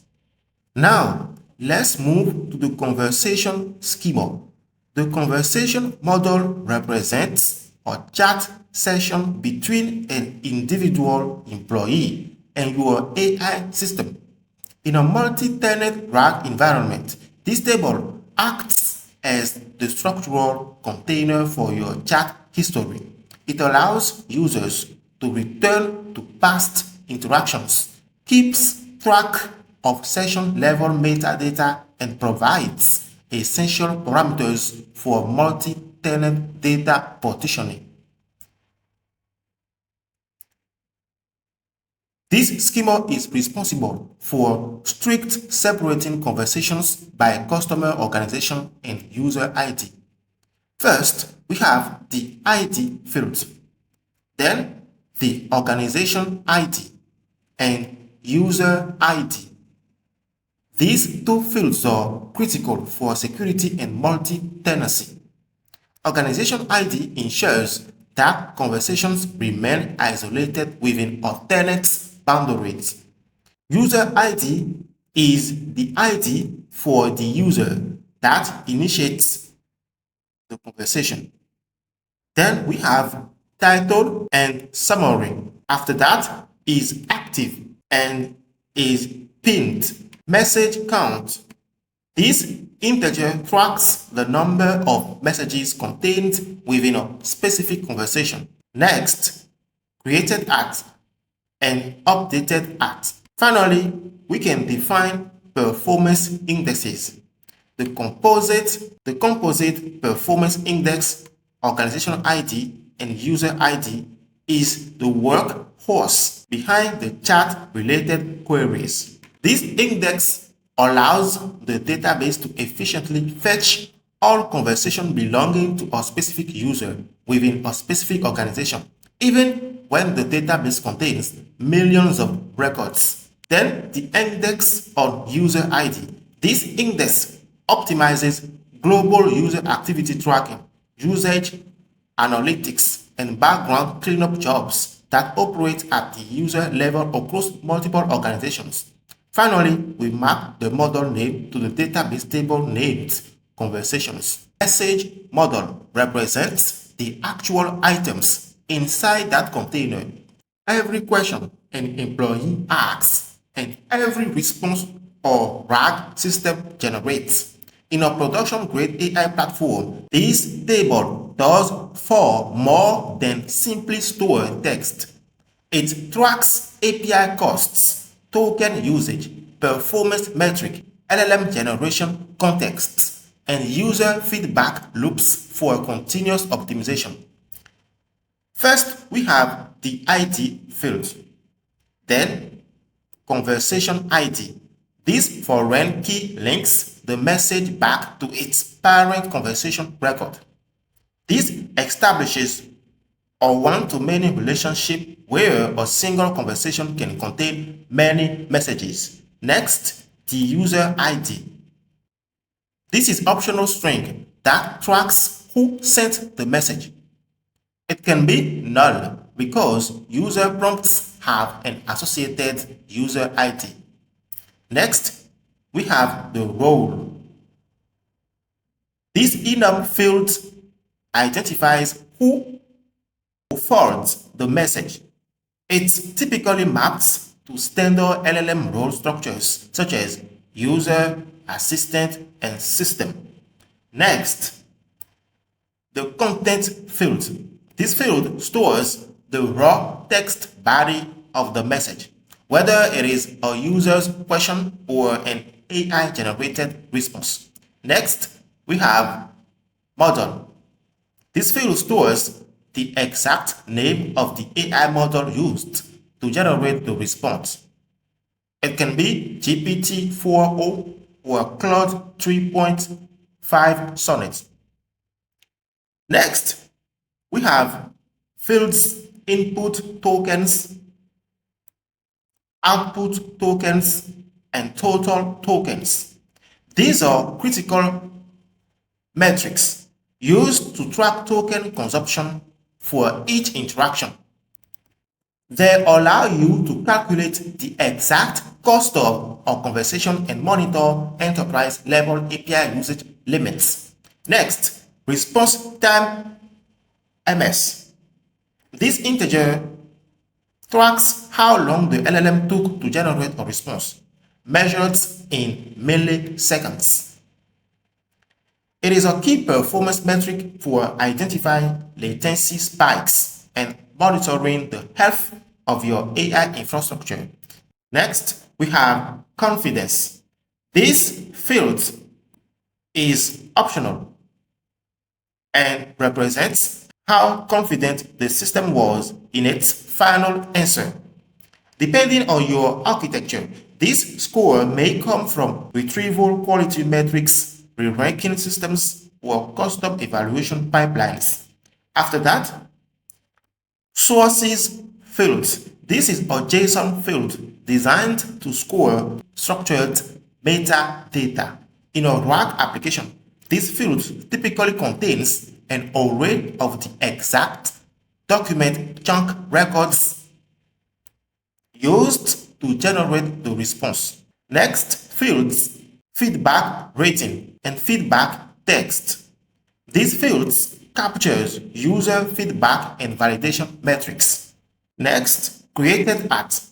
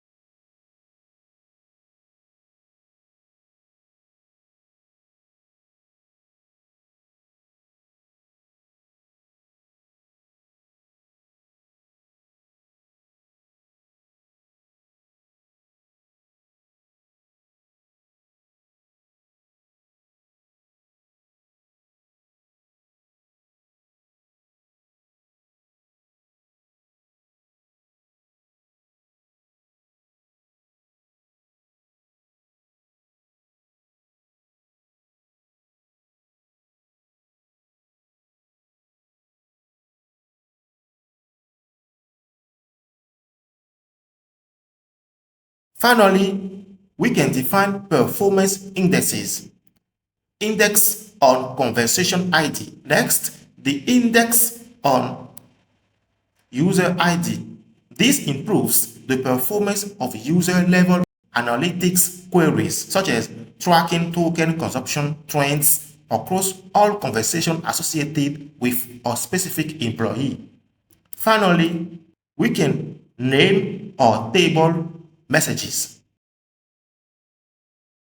The LLM table acts as your dynamic model registry. This schema is responsible for registering and managing available AI models and their respective embedding model pairings, storing technical constraints such as context windows and token thresholds for prompt truncation logic.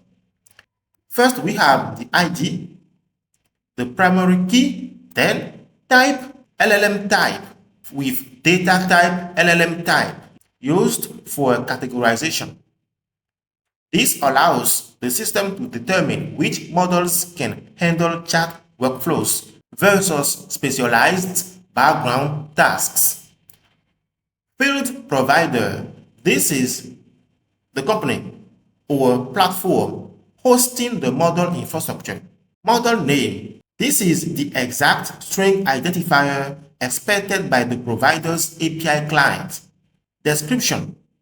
An optional human-readable summary explaining what the model is optimized for. Embedding model name. The string identifier of the default embedding model paired with this LLM when our pipeline extracts document chunks for our model. It knows exactly which embedding model to use to maintain semantic alignment. Context window. The maximum token capacity of the model. Mass output tokens. The maximum generation limit for the response length. Default temperature. The default creativity settings from 0 to 2.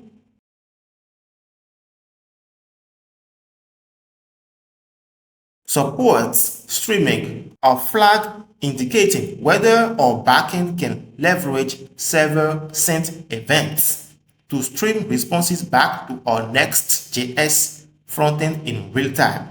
Supports vision. This indicates whether the model accepts images, or other multimodal inputs alongside text. Supports tools.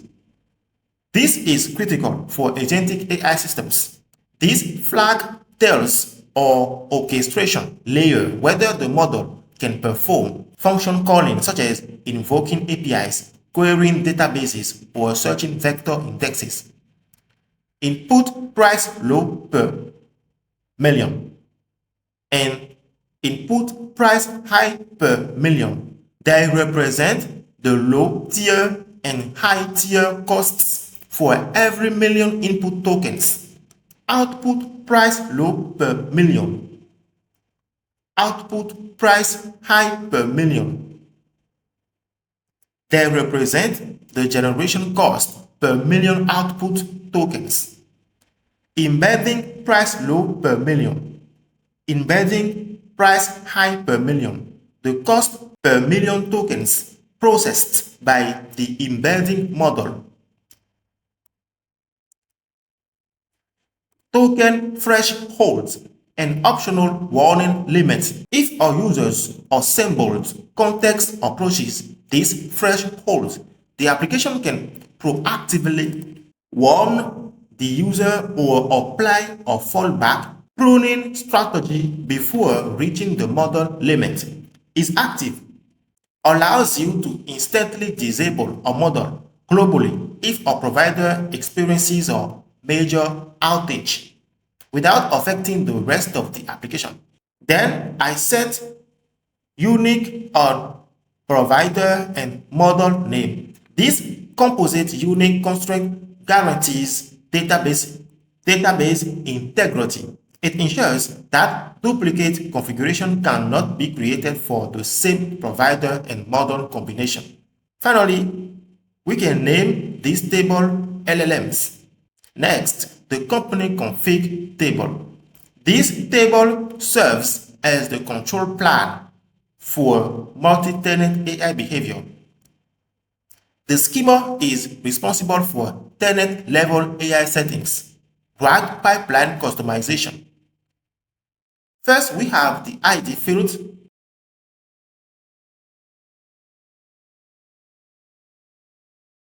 then organization ID,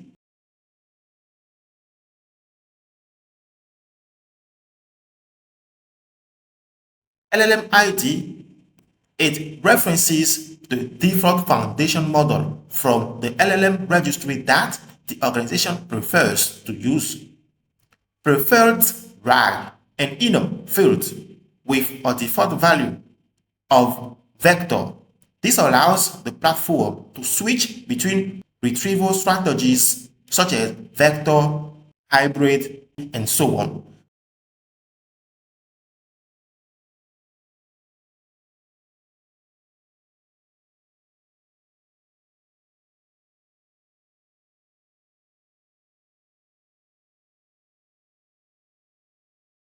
System prompts are tenant-defined instruction set automatically. Temperature. This defines the organization default creativity. Tone, a text value defining the personality of the AI assistant. Language, a localization code used to guide multilingual RAG routing and prompt generation. Strict mode, or critical safety feature. If enabled, the system evaluates retrieval confidence and similarity scores before generating a response. If no sufficiently reliable documentation is found, the AI refuses to answer rather than guessing. Mass tokens. It sets the maximum generation limit for model responses.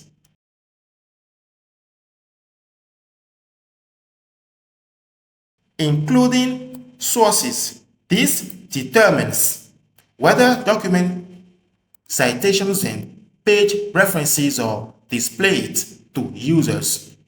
Allow conversation.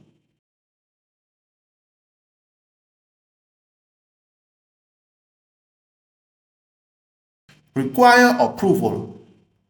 It integrates with the document processing pipeline. When enabled, newly uploaded files remain hidden from the active vector database until approved by an administrator.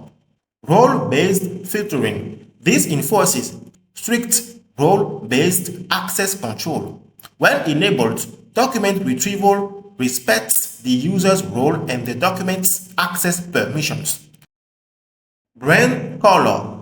It stores a custom hexadecimal color value used to personalize UI elements. Welcome message. A custom greeting shown when employees start a new conversation. Placeholder text. Custom placeholder text displayed in the chat input field.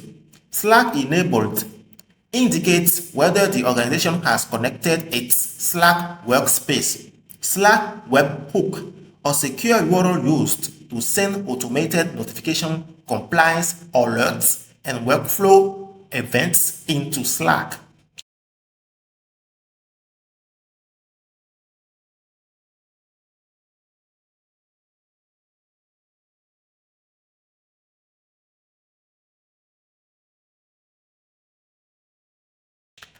Then we can name this table company_configs.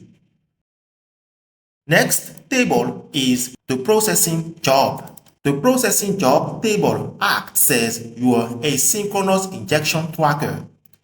This schema tracks background tasks managed by asynchronous worker queues.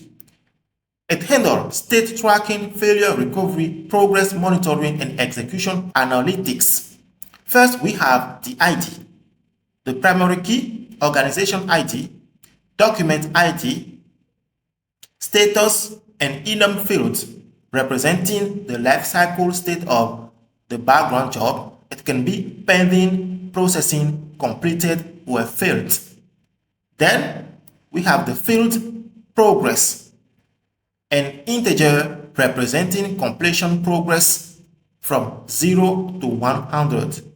Stage and enum identifying the current processing phase, such as extracting, cleaning, chunking, embedding, or indexing.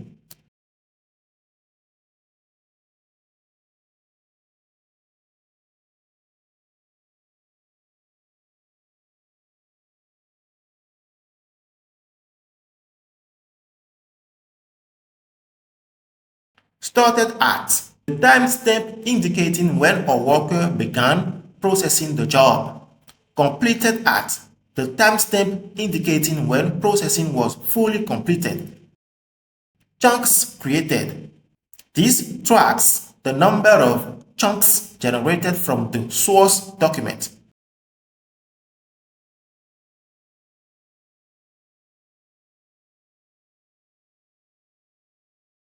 Chunks embedded. It tracks how many chunks have successfully completed the embedding process. Total chunks. Attempts.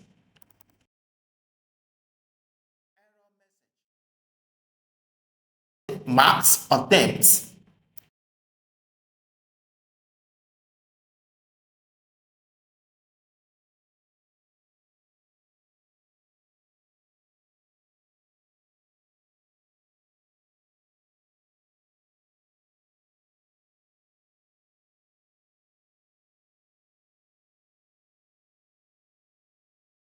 Next, I set index on organization ID to optimize retrieval of processing jobs within a specific organization.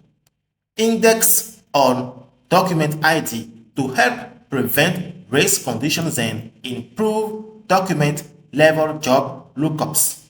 Index on status to allow worker dashboards and maintenance jobs to quickly identify tasks that are pending processing or failed. We can name this table processing_jobs. The plan schema serves as the monetization blueprint for your multi-tenant platform. First, we have the ID. the primary key,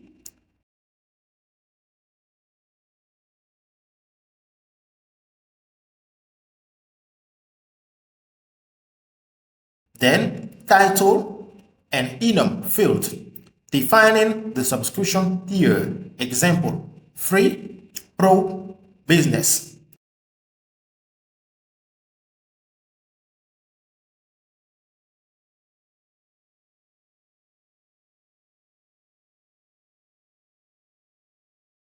Max documents, the maximum number of files an organization can upload to its workspace.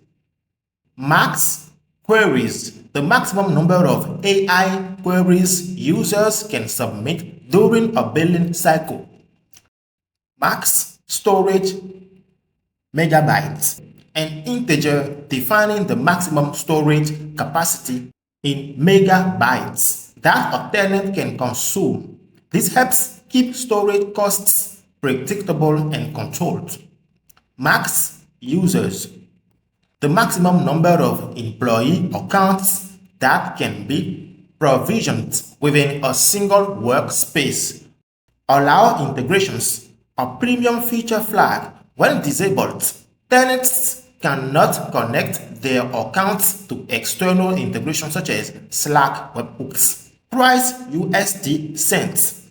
The recurring subscription price stored as an integer in cents is active, created at, and updated at.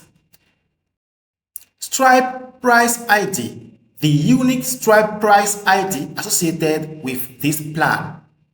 PayPal plan ID, the PayPal plan identifier used for subscription billing. Max tokens per month, the total token allocation available across the entire organization.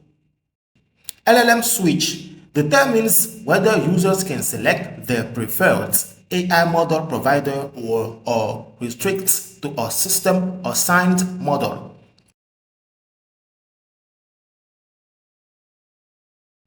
Also, I add index on title to improve lookup performance when validating subscription permissions and feature access. Then we can rename the table as plans. Next table is subscription. This table tracks whether customers have paid for a plan when their access expires and how their accounts are linked to external payment providers. It acts as the primary source of truth for subscription status across your multi-tenant software as a service platform. First, we have the ID field, organization ID,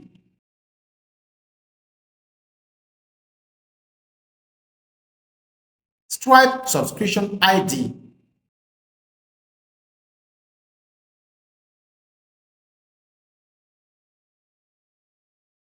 Stripe price ID,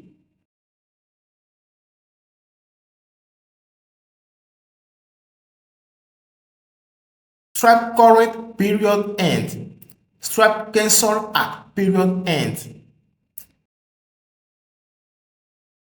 status, an enum field representing the current subscription state. It can be active, passed, due, unpaid, or cancelled.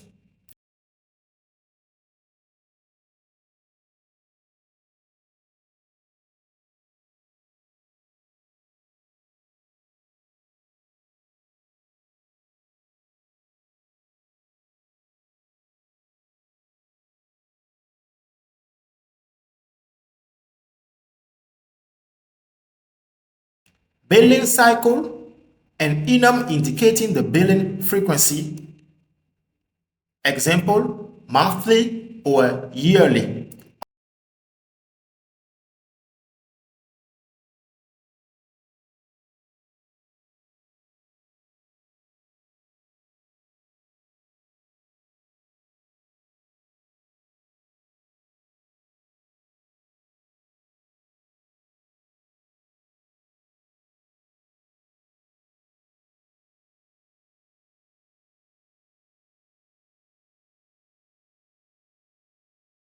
Amount, the subscription amount stored as an integer in cents to avoid floating point precision issues. Trial end at, an optional timestamp indicating when a company's free trial period expires and transitions into a paid subscription. Cancel at period end, the timestamp recording when the subscription was officially terminated.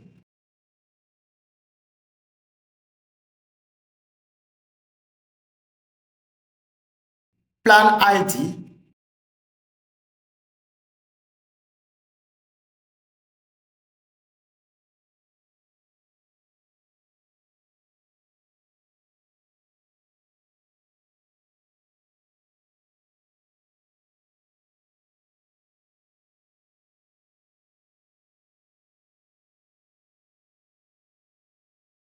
current period stored.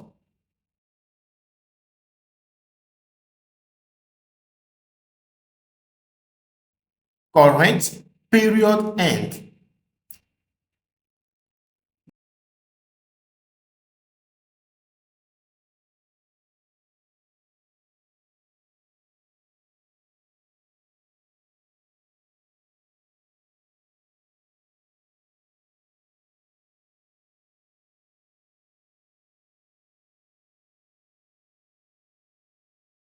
PayPal next billing time. PayPal plan ID. PayPal status.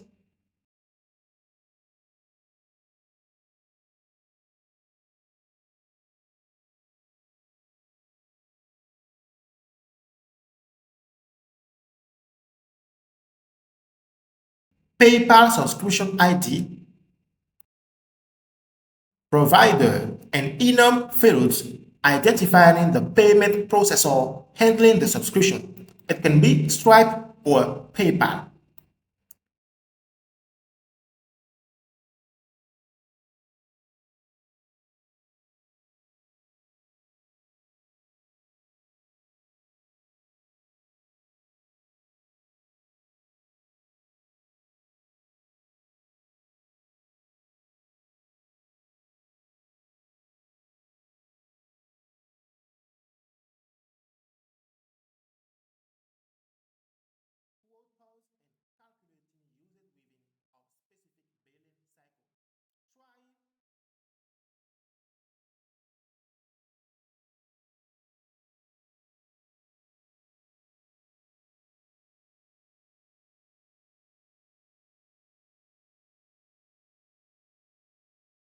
I add index on status to optimize analytics dashboards, tracking subscription health and account status.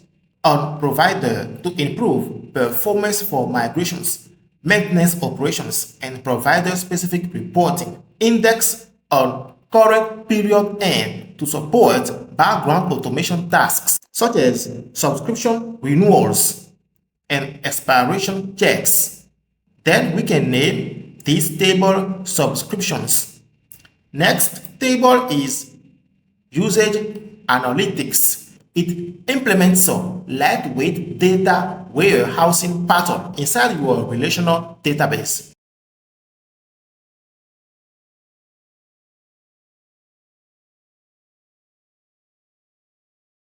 First, we have the ID, then organization ID, date,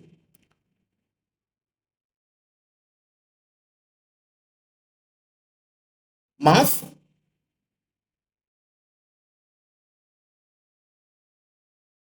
year, integer value storing calendar components. This design avoids expensive data extraction operations during reporting queries. We also have field total queries, the total number of AI queries submitted by users, successful queries, and failed queries, average response time, documents uploaded, documents processed,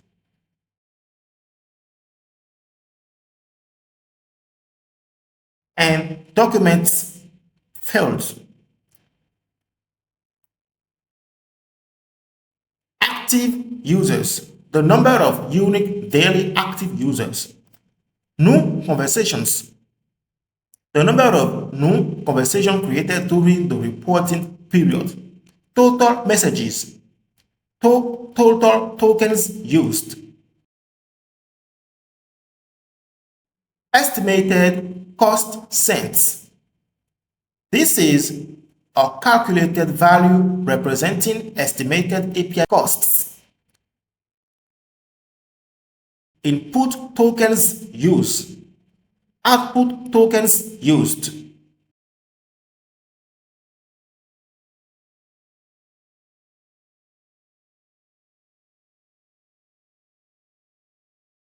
Then I add unique or organization ID and date to ensure that only one analytics record can exist for a given organization on a specific day. Also, I add index on organization ID and month and index on organization ID and year and month for high-performance indexes designed specifically for reporting and analytics workloads. Finally, we can name this table usage underscore analytics. Next table is audit log. The audit log model acts as an immutable security ledger for a multi-tenant software as a service platform. First, we have the ID field, then organization ID, user ID, action, and enum fields, classifying the operation example, document, delete, and so on.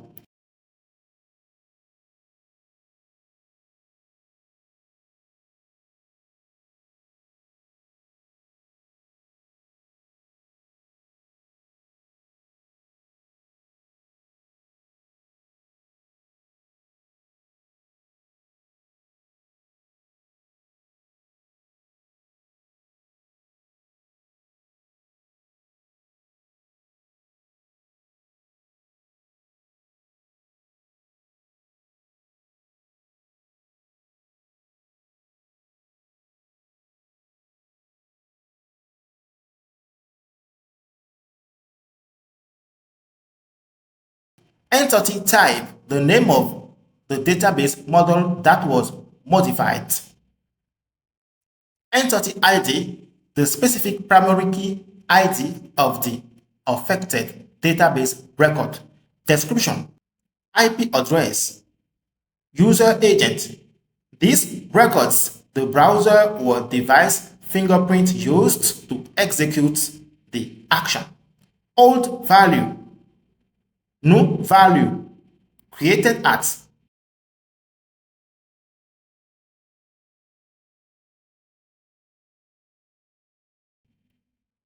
Finally, I define the performance indexes.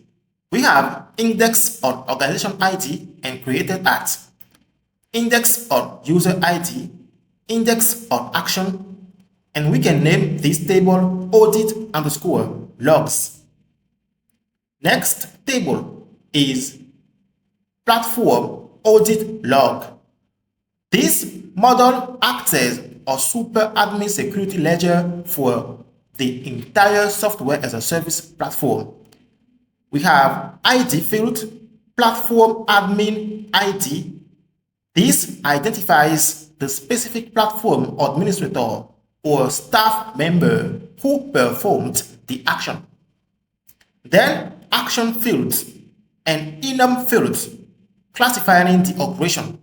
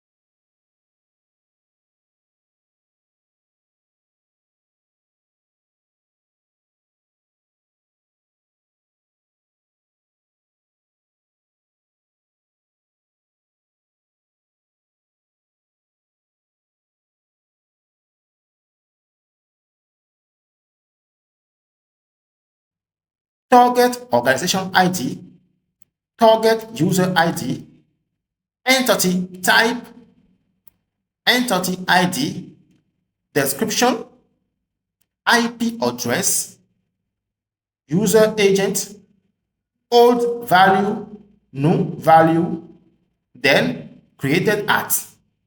And finally, we define the performance indices. I set index on platform admin ID and created at to optimize internal audit dashboards that review administrator activity over time. Also, index on action, index on target organization ID, and finally, we can name this table platform underscore audit underscore logs. After creating this audit table, we can now add some fields on organization table like current document, current storage, query this month, last query reset, AI cost this month since,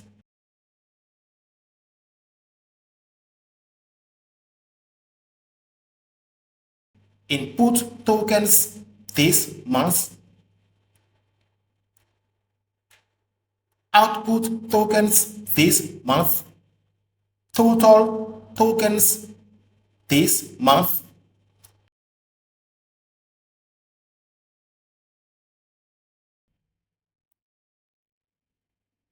next table, media storage provider.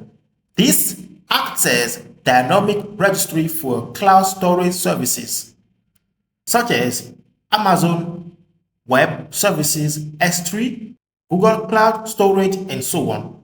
First, we have the ID field.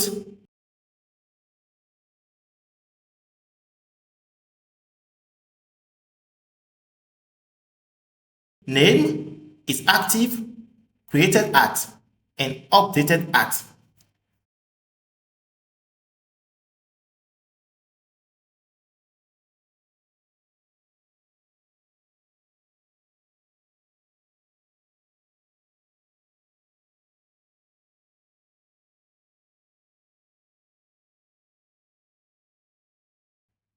We can name this table media underscore storage underscore providers.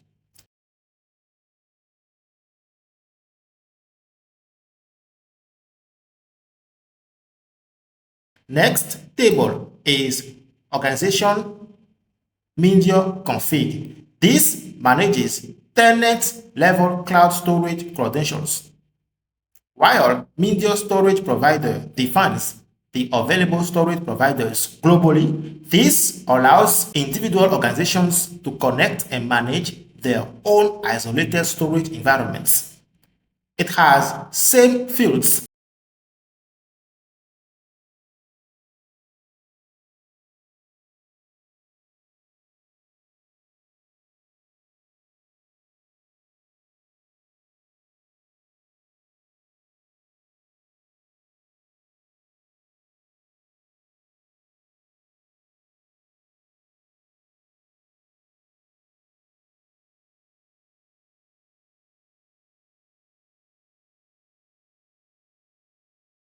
First field is ID, then organization ID.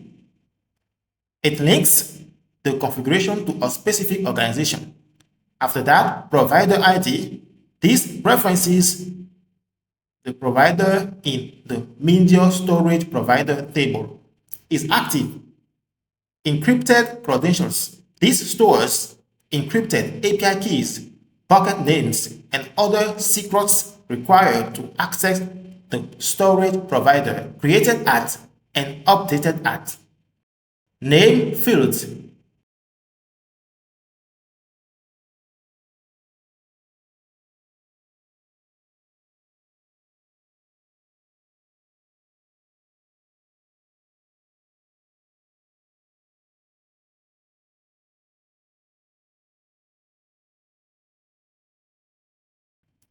I set unique to ensure that an organization cannot create duplicate configurations using the same provider and profile name. We can name this table organization underscore media underscore configs. Next table is organization vector config. This manages tenant level vector database credentials. Similar to media storage configurations, it allows organizations to connect their own vector database instances, ensuring complete data isolation. There is ID field, organization ID, provider ID, is active, encrypted credentials, created at and updated at, name. We also set unique to prevent duplicate configurations that use the same provider and environment name. We can set the name as organization underscore vector underscore configs. Next table is organization graph config. This manages tenant level graph database credentials. In graph RAG architectures, it allows organizations to connect their own graph databases to support entity relationships and knowledge graph retrieval. We have same fields as other ones like ID, organization ID, provider ID, is active, encrypted credentials, name, created at and updated at. We also set unique to prevent duplicate graph configurations that share the same provider and environment name. We can set the name as organization underscore graph underscore configs.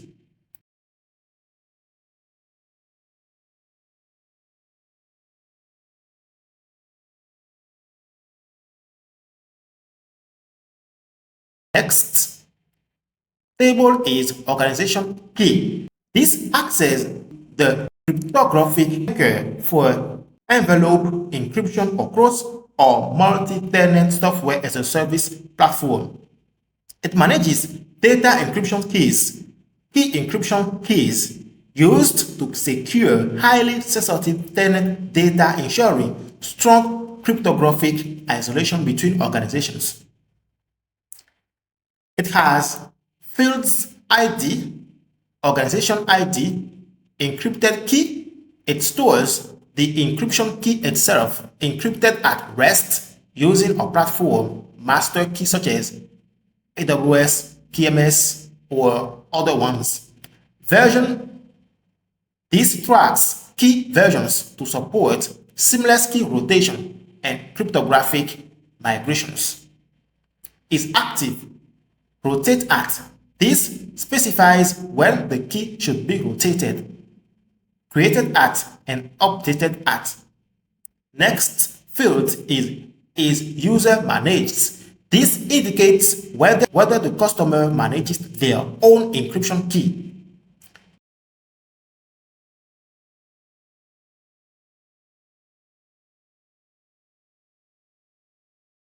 Then we set unique on organization ID and version to ensure that each key version is unique within an organization. We also set index on organization ID and is active to enable rapid retrieval of the currently active encryption key during runtime. We can name this table as organization underscore keys. Next table is organization setup. This acts as an onboarding state machine and checklist tracker for new tenants. It monitors setup progress and allows the platform to guide users through a structured onboarding process. It has fields ID, organization ID, encryption setup, API setup,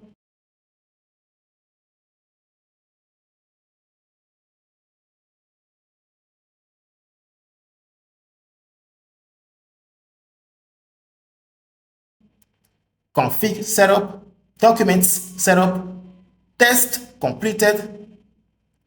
This indicates whether a successful end-to-end test query has been executed. Next, we have fields created at and updated at. We can name this table as organization_setups. Last table is feedback.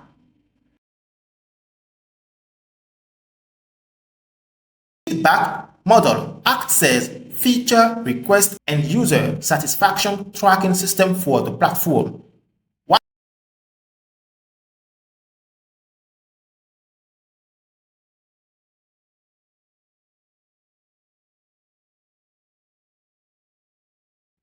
It has fields: ID, the primary key, user ID, content, the feedback text submitted by the user,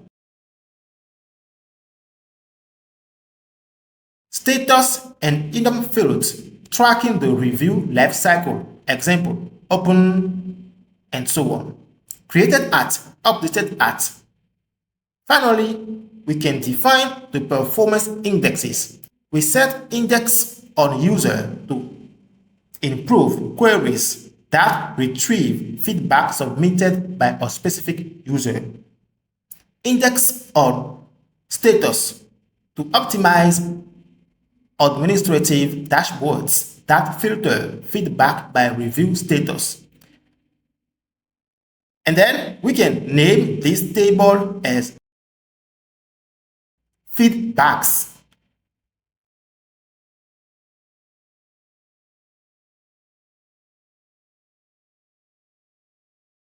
We have just completed our database schema. Now we are going to run command npx prisma generate. This command will generate the Prisma client based on our Prisma schema. After that,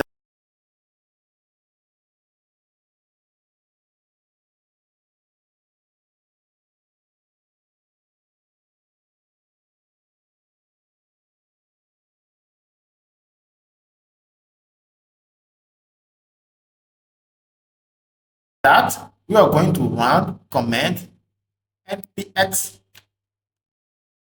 prisma migrate dev --name initial underscore db.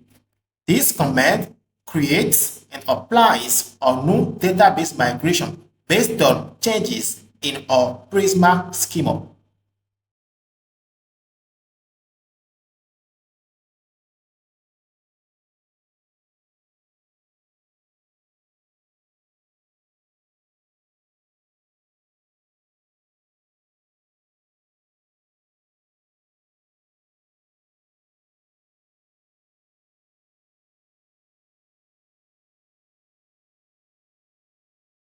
Prisma compares our current schema.prisma to the last applied migration.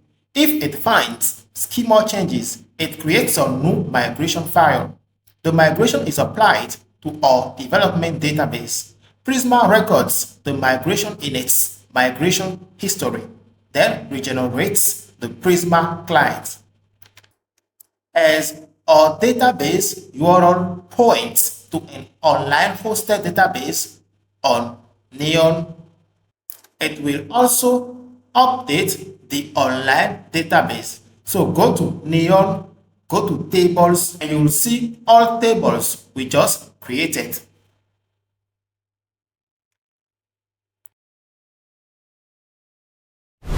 When building a software as a service application like the RAG book, one of the first architectural decisions you will face is, how do we manage users, organizations, memberships, roles, invitations, and permissions? There are two approaches. The first approach is to build everything from scratch. The second approach is to use a platform like Clerk, which provides authentication and organization management out of the box. Let's compare both approaches. If we decide to build everything ourselves, we need to create and manage all the database tables and business logic. For example, we would create tables for users, organizations, memberships, invitations, roles, permissions, and sessions. Then we would need to build features such as user registration, login and logout, password resets, email verification, organization creation, team invitations, role management, permission checks, organization switching, session management, security protections, and that's only the beginning. Every time a user accesses a resource, we must verify that the resource belongs to their organization. For example, if organization A uploads documents, users from organization B should never be able to access them. That means we need to write and maintain authorization logic throughout the application. While this approach gives us full control, it also increases development time, maintenance costs, and security risks. Instead of building all of that infrastructure ourselves, we can use Clerk. Clerk is much more than an authentication provider. It also includes powerful organizations features designed specifically for multi-tenant software as a service applications. An organization represents a company, team, workspace, or customer account. Each organization has its own users, permissions, and resources. This is exactly what most software as a service products need. Each company signs up and gets its own workspace. Inside that workspace, they can upload documents, create API keys, interact with AI agents, and manage their team. The key idea is that each organization's data is isolated from every other organization. When a user logs in, Clerk automatically tells us which organization is currently active. We simply use that organization ID to query our database. As a result, users only see the data that belongs to their organization. One of the most powerful features of Clerk organizations is organization switching. A user can belong to multiple organizations at the same time. Most software as a service applications allow users to invite teammates. With Clerk, invitation management is built in. An administrator can invite a user by email. Clerk handles invitation creation, email delivery, invitation acceptance, membership creation. This saves a significant amount of development efforts. Clerk offers a generous free tier that is ideal for MVPs, prototypes, and early-stage software as a service products. However, this free plan has some limitations. For more details, check out the pricing page. For this project, we will be using the Clerk organization feature. Now go to Clerk and create a new account or login. Then go to your workspace. Under Applications, click Create New Application. Give it a name.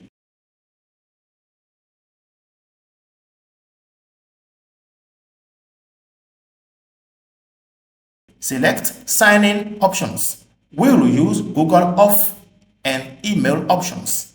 Then create it. After that, we will start implementation for Next.js. We already scaffolded our empty Next.js project, so we move to the next step. Install the Clerk package.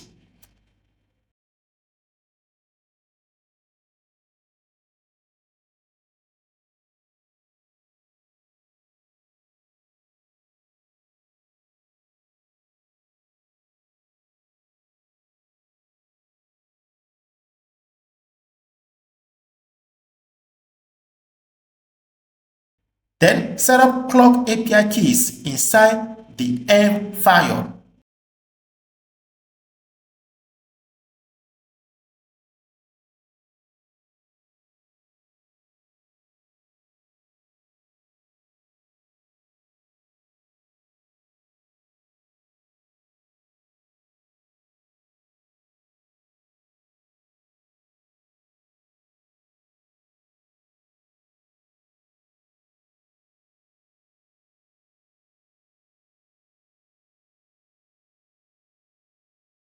After that, set up the Clock middleware. At the root of your project, create a file called middleware.ts and put the Clock middleware boilerplate inside it.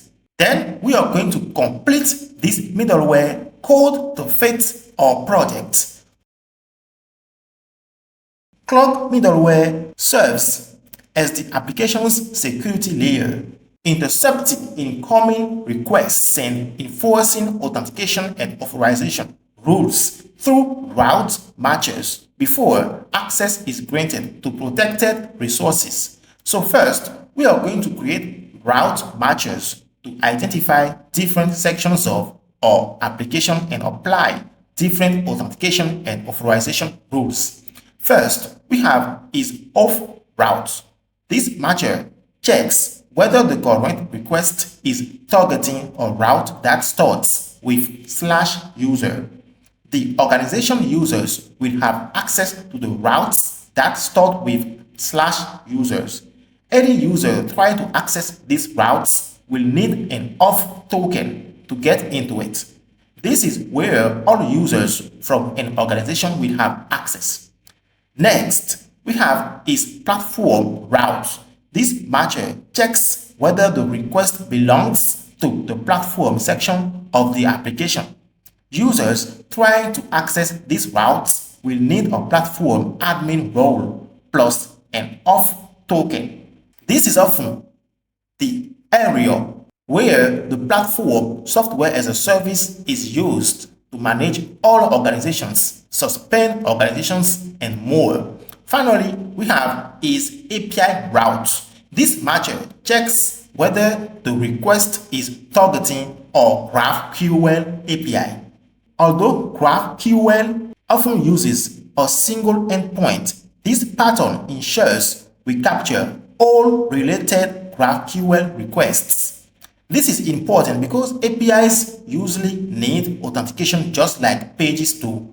We don't want someone calling our API directly without being logged in. So if we step back and look at the bigger picture, these matches help us categorize requests into different parts of the application: user-based, platform-based, and API request-based. Clock belongs in the infrastructure layer of our system and acts as the first line of defense of our software as a service application. But what if the middleware gets hacked?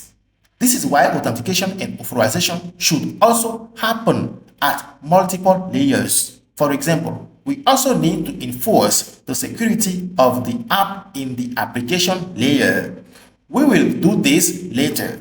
For now, inside this middleware, we are going to do three important things. First, logic, public API bypass.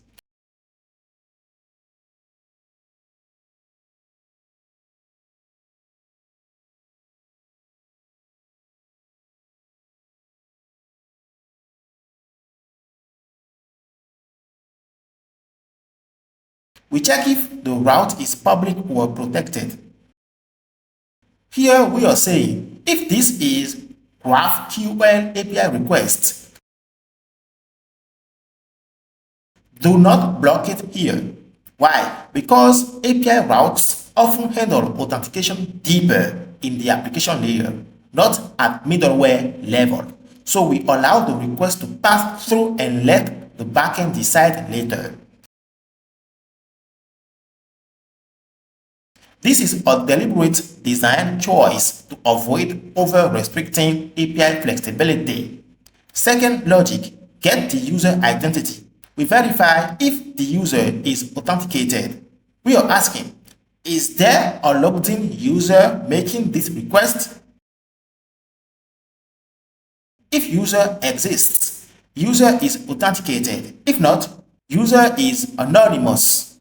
This is the authentication step. Last step, protect authentication routes. If the user is trying to access user-related pages but is not logged in, send them back home. This is simple access control based on authentication only.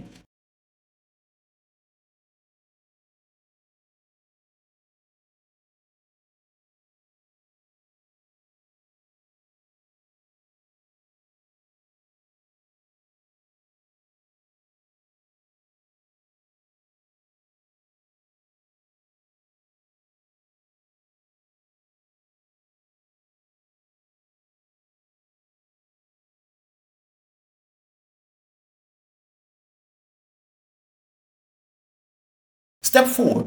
Platform route protection. We first ensure you must be logged in to even attempt platform access.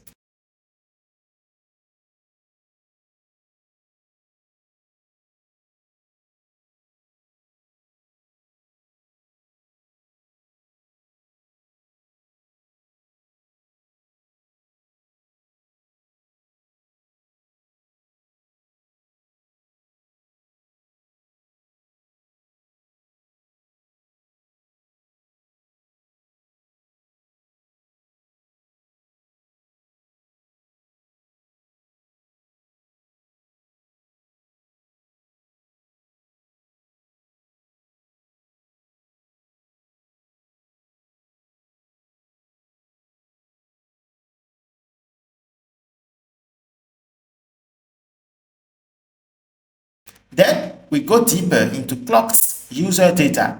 We are reading, what role does this user have? We stored the role in private metadata. This is important because it is secure, not exposed to front-end. It can store custom roles like admin, users, platform admin. So even if you are logged in, you are blocked if you are not a platform admin. This is role-based access control or BAC.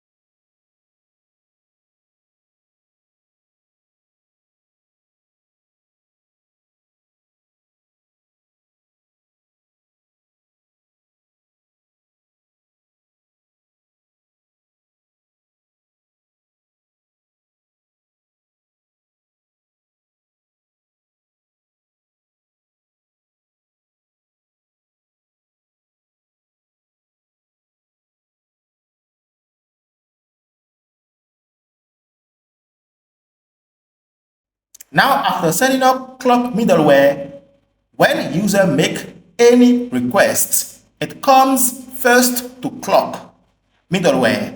Then, depending on the route, it processes the logic. Then, the request goes to the Next.js route handler in the app/API/GraphQL/route.ts. This is the API layer, the entry point of backend communication. For this project, we are going to use GraphQL. GraphQL is a query language for APIs and a runtime for executing those queries against your backend. It was created by Facebook to solve a simple problem. How do we let the frontend request exactly the data it needs? Nothing more, nothing less. GraphQL is an API approach where the client asks for exactly the data it wants using a single endpoint. Technically, GraphQL provides a flexible API layer with a schema-driven execution engine. Instead of many endpoints like REST, GraphQL uses only one endpoint, but you control the data using a query. This forces you to define your API structure for modular backend logic, separation of concerns, scalable architecture. It offers a backend abstraction layer that acts as a unified API layer over multiple systems, database, external APIs, microservices.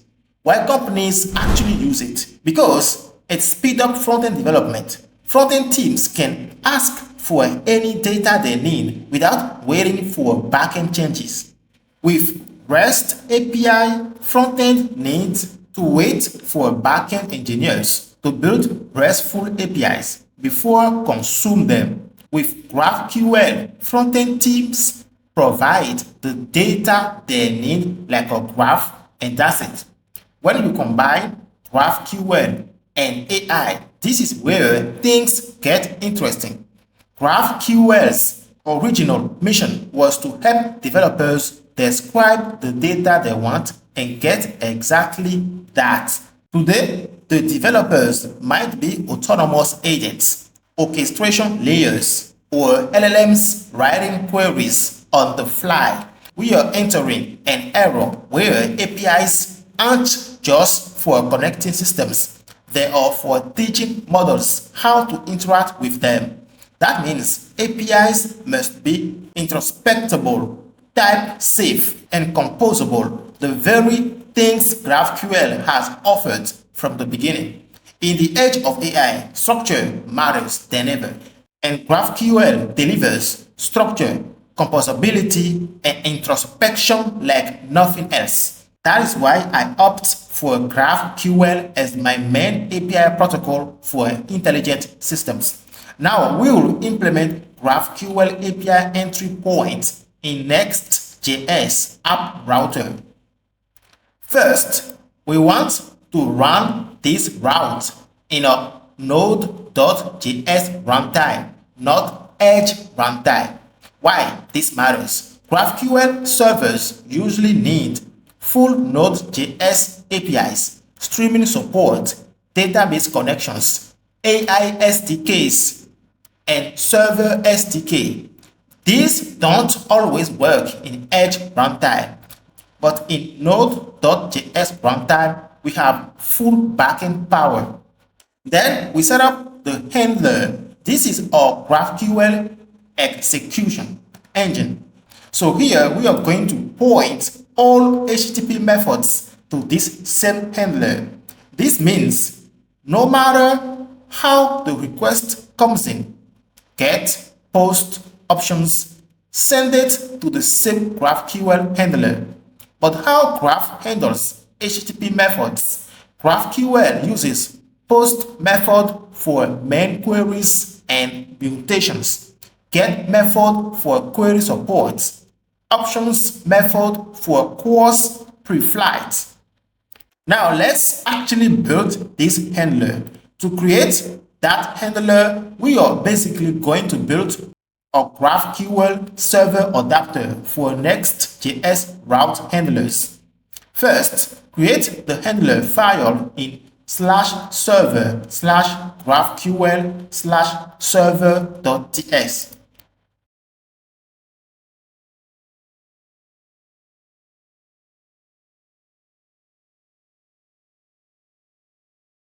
server folder will contain our backend core logic, GraphQL, schemas, resolvers, services, and integrations.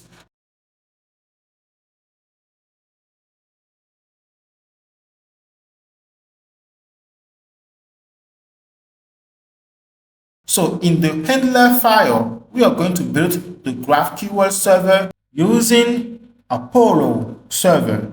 Think of Apollo server as the heart of our GraphQL API. It is responsible for receiving GraphQL requests, validating them against our schema, executing the appropriate resolvers, and returning the response back to the client.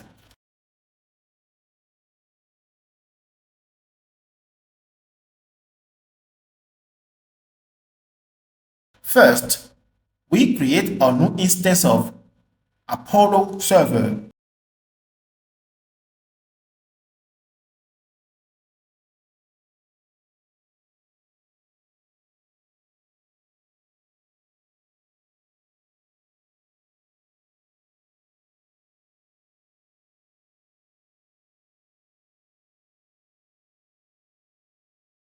We need to install the package Apollo.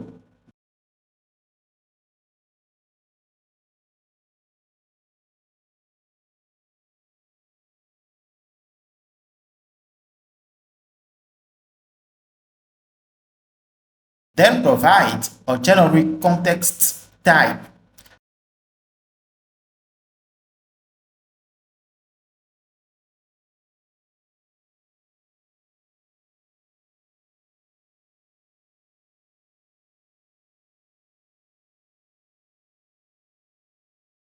Let's create it first.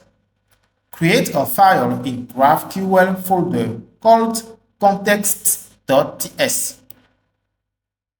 Before our GraphQL server can execute requests, we need a way to share important information across all resolvers. This is where the GraphQL context comes in. In GraphQL, the context is a shared object that will be available inside every resolver. It usually contains information such as the authenticated user, organization data, database connections, and other services or application needs during request execution. Whenever a query or mutation is executed, Apollo server creates a context object and makes it available to every resolver. This allows resolvers to access shared resources without having to pass them manually through multiple function calls. The first property in our context is user. This represents the currently authenticated user. Notice the question mark. This means the user property is optional because not every request will come from an authenticated user. For example, a public request may not have a user. A protected request will have a user attached after authentication. Having access to the authenticated user inside the context allows our resolvers to perform authorization checks, verify permissions, and enforce multi-tenant security rules. For example, before returning documents, we can verify that the user belongs to the organization that owns those documents. The second property is Prisma. This gives every resolver access to our Prisma client. Instead of creating new database connections, inside every resolver, we inject Prisma once into the context and share it throughout the request life cycle. This provides a centralized and consistent way to access the database.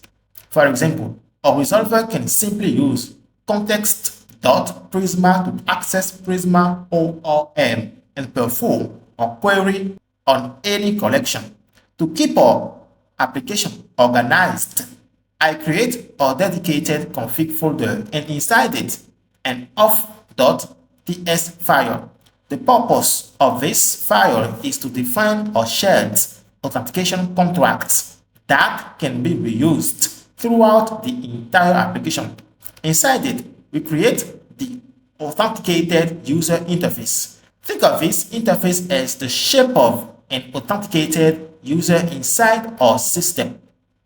Whenever our user successfully logs in and passes our authenticated process, we want every part of the application to agree on what a user object looks like. This interface provides that standard definition. First, we have ID. This is the internal database identifier of the user. Next, we have email. This stores the user's email address, which is often used for communication, identification, and account management. Then we have three permission flags: is admin, is platform admin, and is employee. These properties allow us to quickly determine what level of access a user has. For example, is admin indicates whether the user is an organization administrator. Is platform admin indicates whether the user has access to platform level functionality. Is employee indicates whether the user belongs to an organization as a regular employee. These flags simplify authorization checks throughout the application. Next, we have Clerk ID. This is the identifier provided by Clerk. Notice the question mark. This means the property is optional. We store it because Clerk is an authentication provider, and sometimes we need to link our internal user record to the corresponding Clerk account. Then we have Organization ID. This is extremely important for multi-tenant applications. It tells us which organization the user belongs to. If the user belongs to an organization, this field contains the organization ID. If not, it can be null. This property allows us to enforce tenant isolation and ensure users can only access resources that belong to their own organization. Finally, we have role. This represents the user's role inside the system. After that, we can import this interface and now configure the database interface for Prisma. Now that we have defined our authentication types, we also need a centralized way to manage database access throughout the application. To accomplish this, I created a new file called database.ts.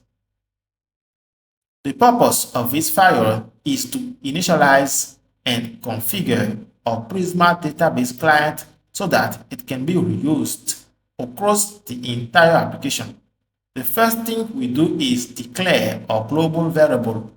This extends the global node.js object and allows us to store a Prisma instance globally. This becomes useful during development because Next.js frequently reloads modules whenever files change. Without a global reference, a new Prisma client could be created on every reload, eventually exhausting database connections. Then we initialize our Prisma client. This creates the main database client that will be used throughout the application.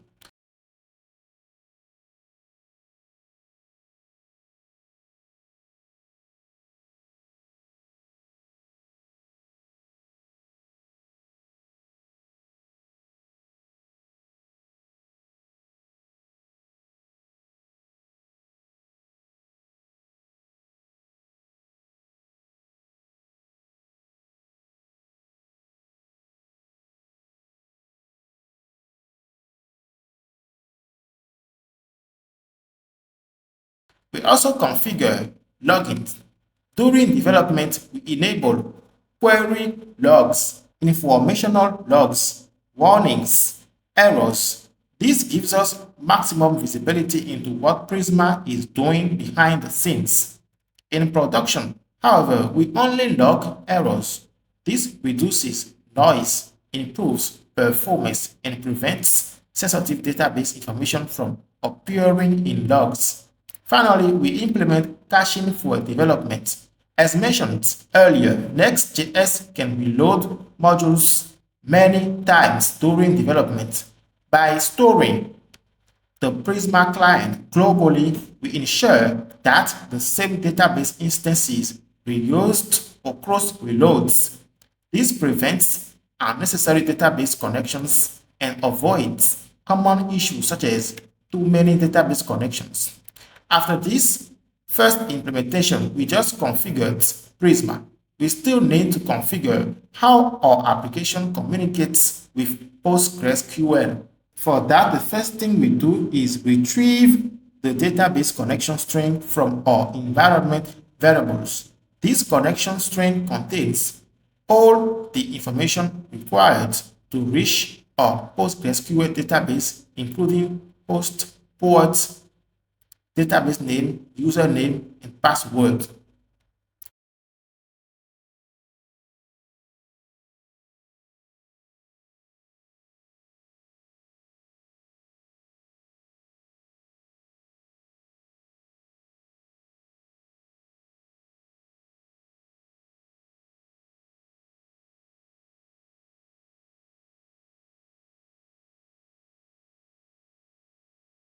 By storing it inside environment variable, we keep sensitive credentials outside of our source code.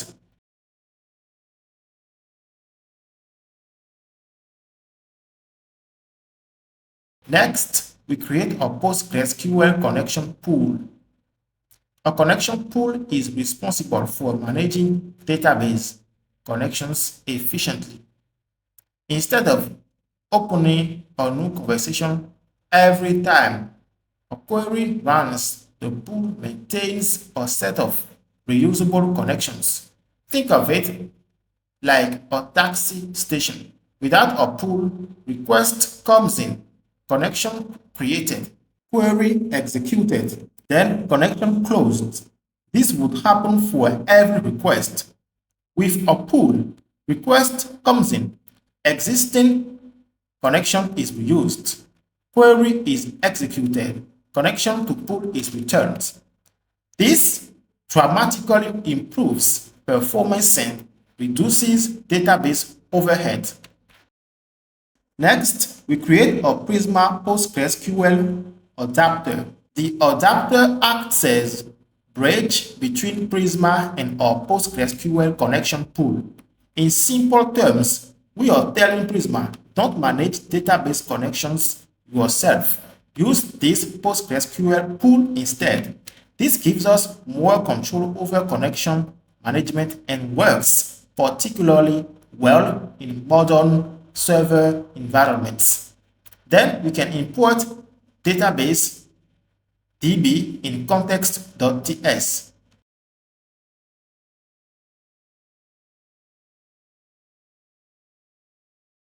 And go back to server.ts, import context type as well. Next, we provide our type definitions. The type definitions represent the contract of our API. It is about defining the schema that describes our API. So we are going to create folder schema in GraphQl folder, then file index.ts in this folder. This is where we define queries, mutations, types, relationships between entities to keep the project organized and scalable. Instead of adding all our schema definitions inside a single file, we split them into multiple modules based on their responsibilities. The purpose of this file is to create a single unified GraphQL schema from multiple schema modules. So we'll have schema type for each module like user, organization, document, and more. So we organize our schema by feature and then merge everything together using merge type definitions function.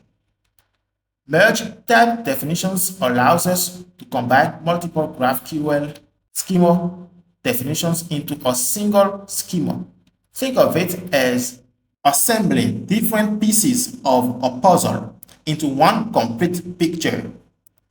So let's install it, then import the merge type definitions function.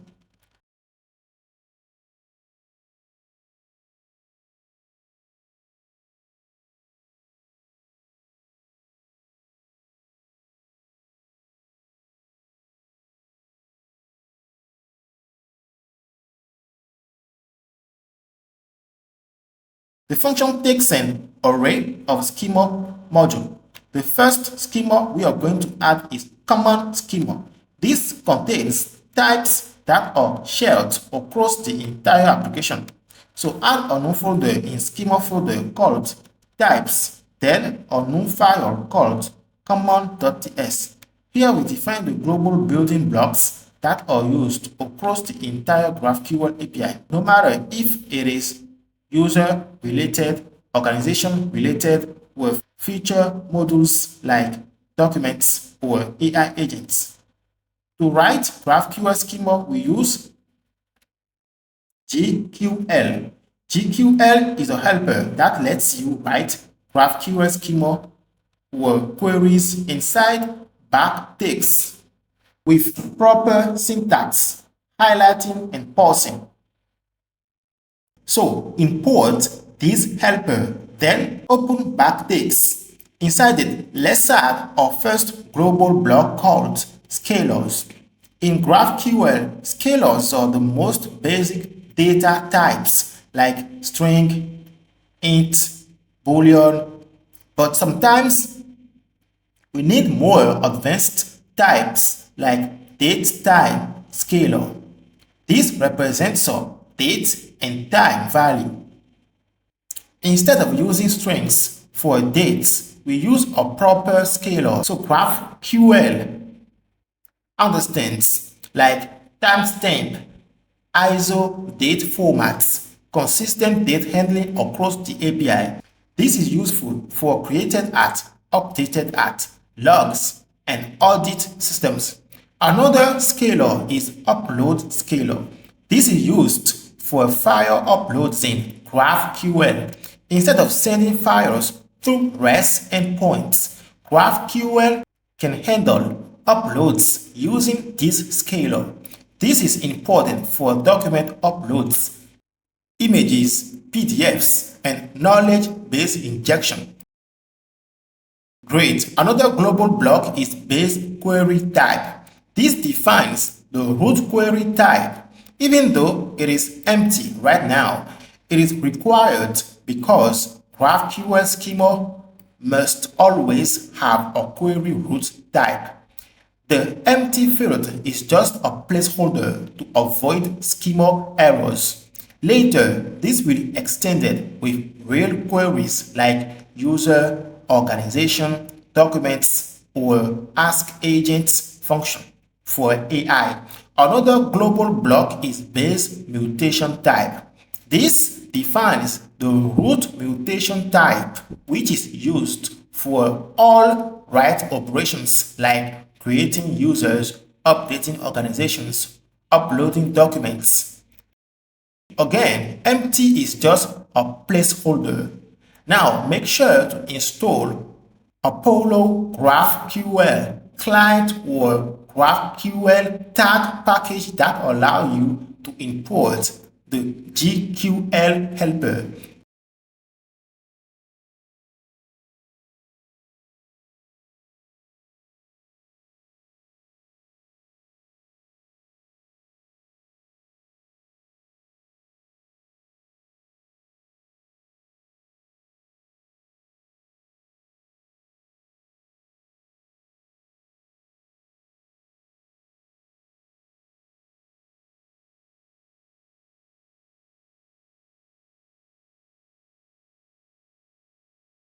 Then add this common schema into the merge types definitions array. Next, import type definitions into server.tx.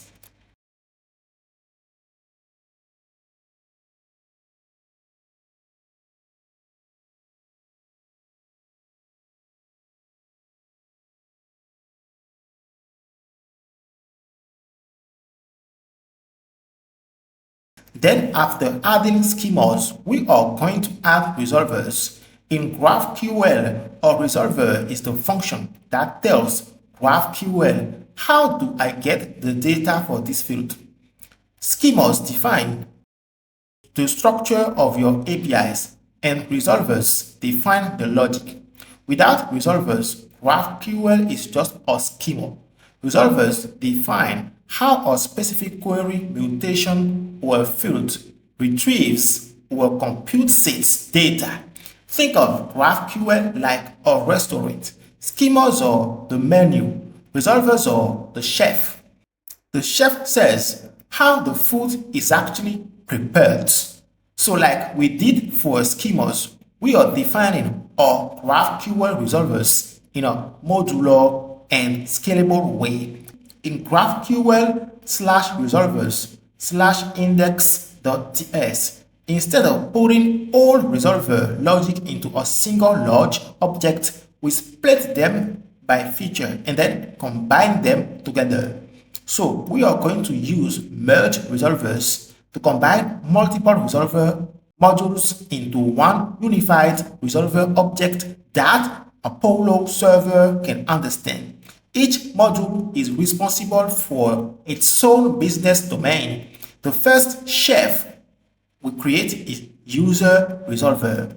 This chef role is to handle all logic related to users. So first, create a file user.resolvers.ts inside resolvers/user folder. Here is where the chef cooks the food ordered by the client. First, there is 3 stations.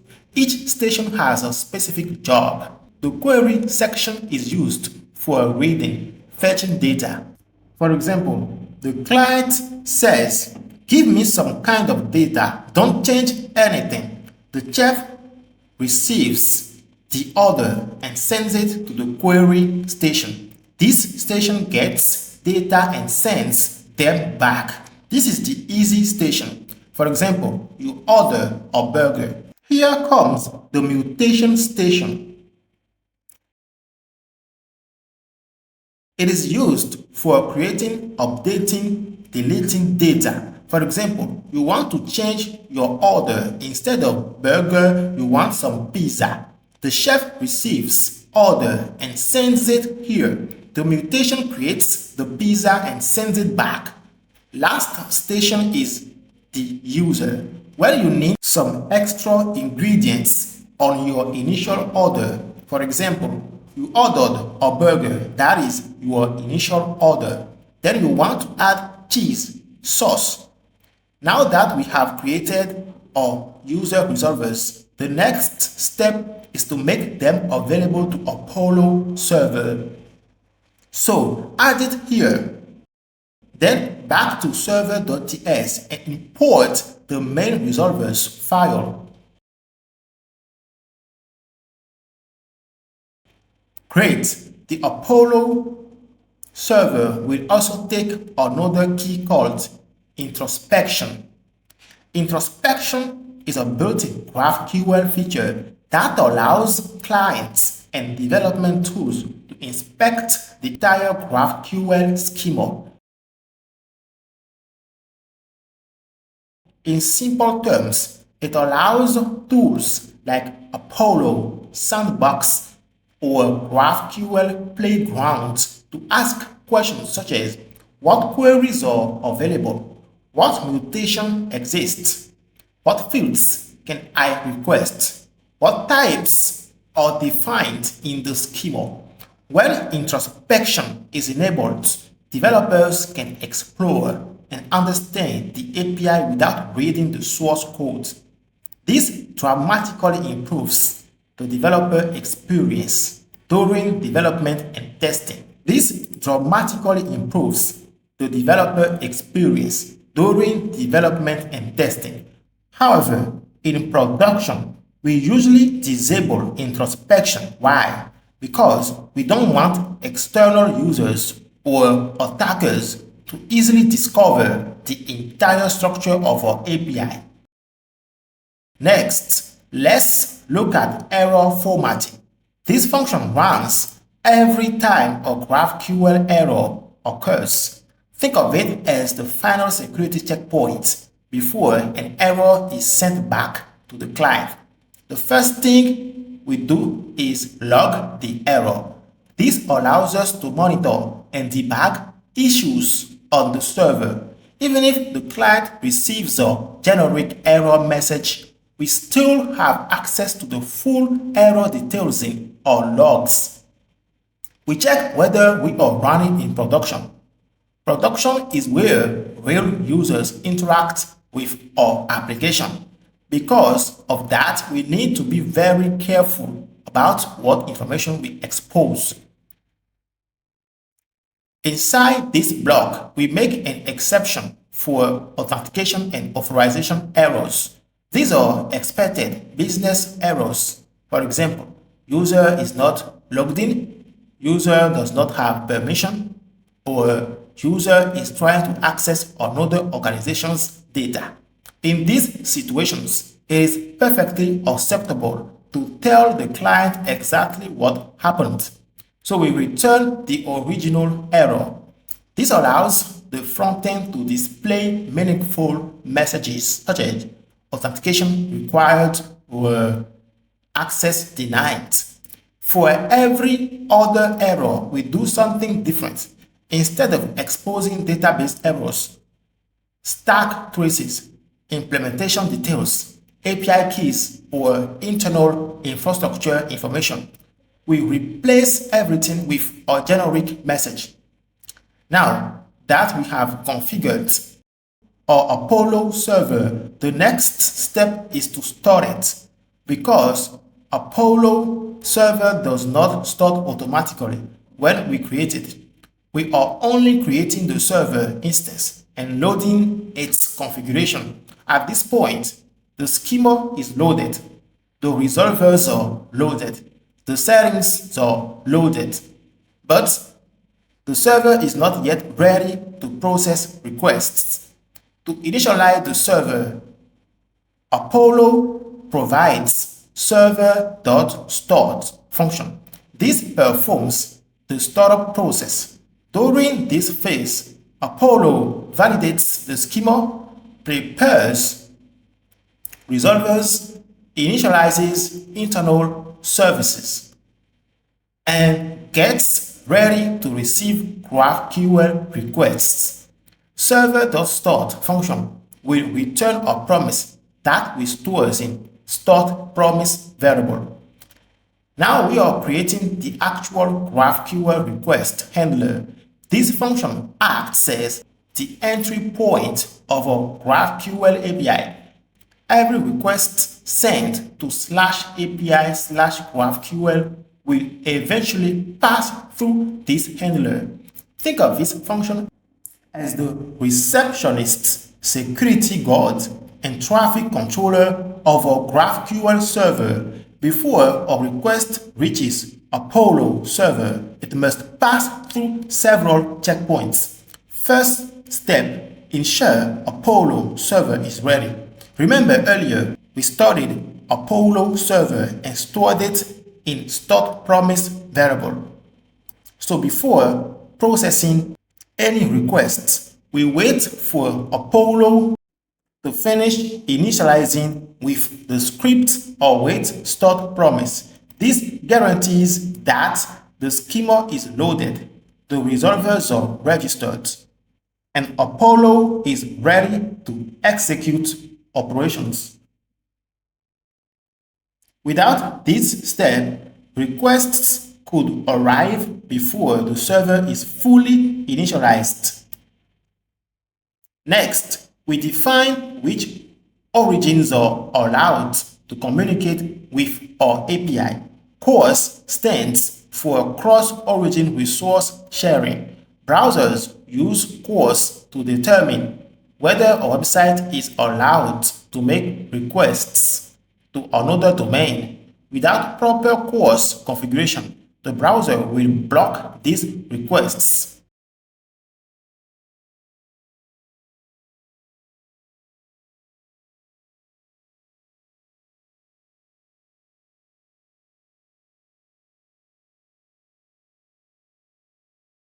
If the request is an options request, we return the CORS rules immediately. This tells the browser which origins are allowed, which HTTP methods are allowed, which headers are allowed, and whether credentials can be included. The browser receives this information and decides whether it can continue with the real request.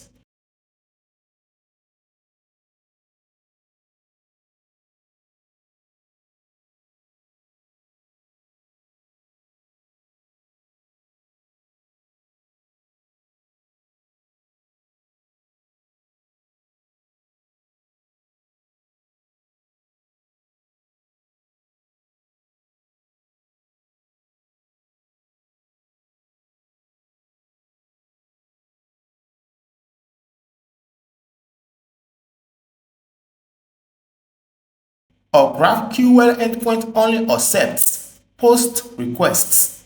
If someone tries method get, we reject it immediately.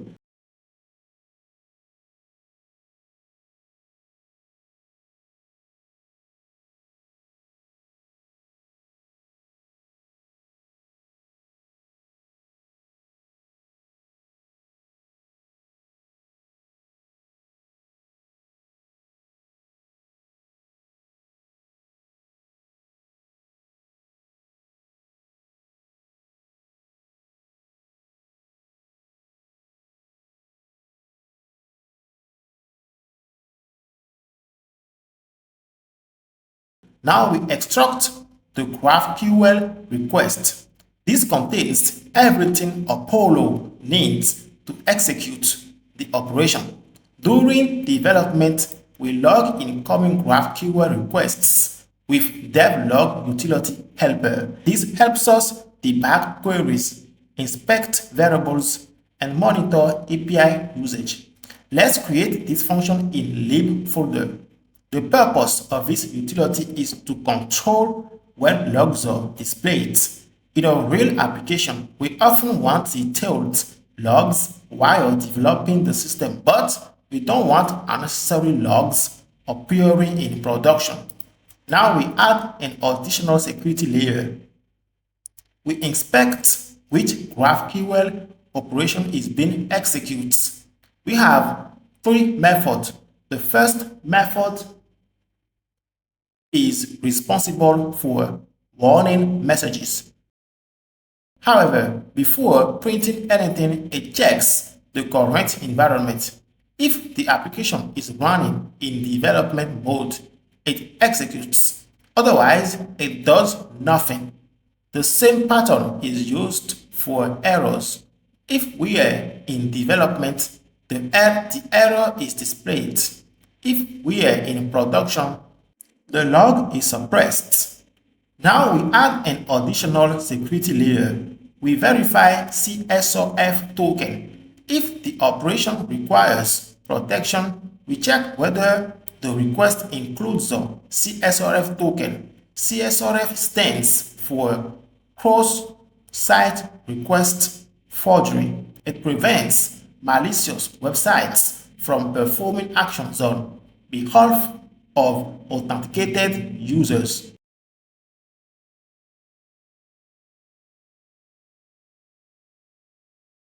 If no token exists, we immediately block the request with 403 forbidden. This means the request is authenticated but not trusted.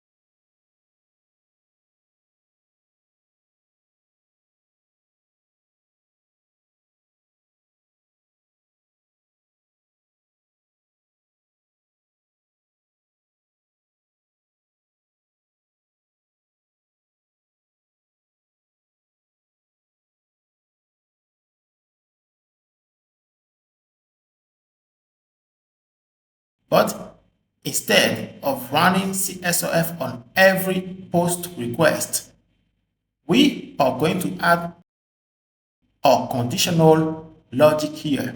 So we'll inspect which GraphQL operation is being executed.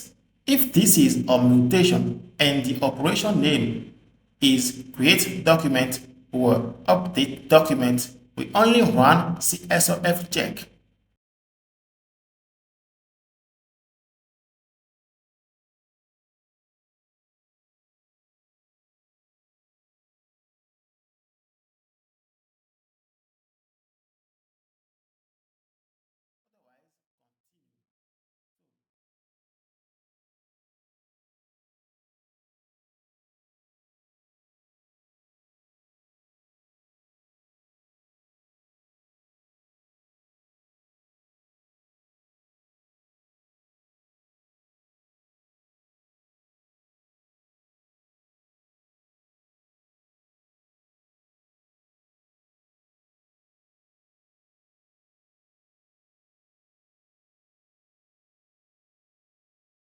Just move all this logic inside the condition.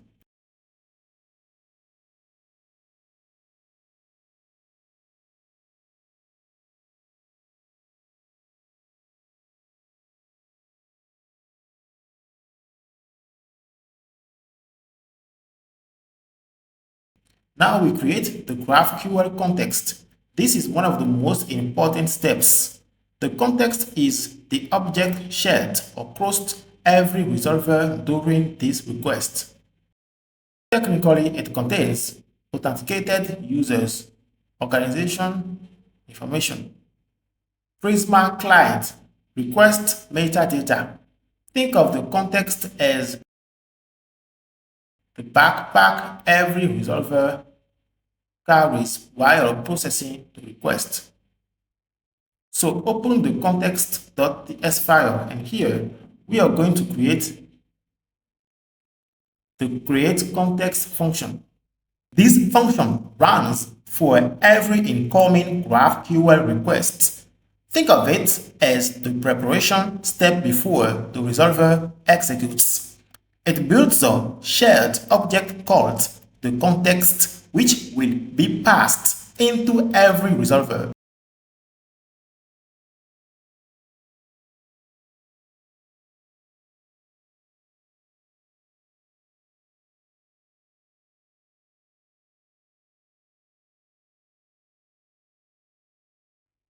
Here we call Clerk's authentication helper. This reads the request and checks is there a valid session or token attached.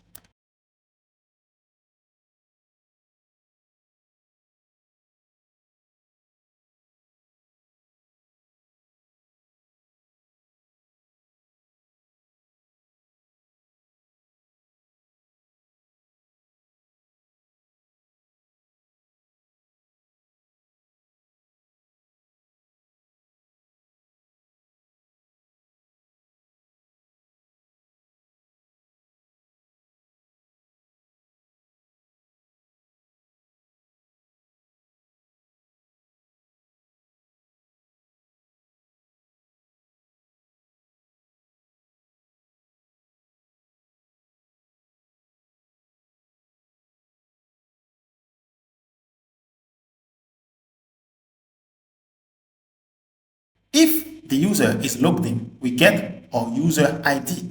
If not, we skip this block and return our context without our user. We go one level deeper. We don't trust only Clerk. Instead, we fetch the user from our database. Why? Because Clerk handles authentication, but our database contains application-specific data like role, organization ID, permissions, business metadata. The find user with retry function is responsible for safely fetching a user from the database using their Clerk ID, while also handling temporary database failures. We define a retry loop. By default, retries has 2 as default value. So the system will try first attempt, then second attempt before fully failing. Then we try database query. This is the main operation. Find the user in the database using clock ID.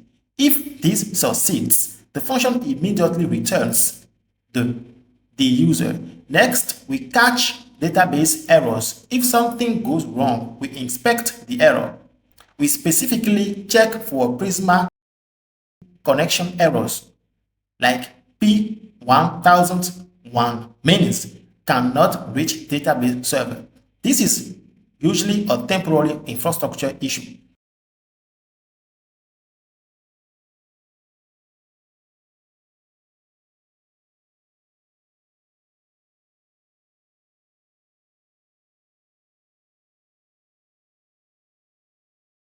If it is a connection issue, we check if we have reached the last attempt. If yes, we stop retrying and throw a controlled GraphQl error.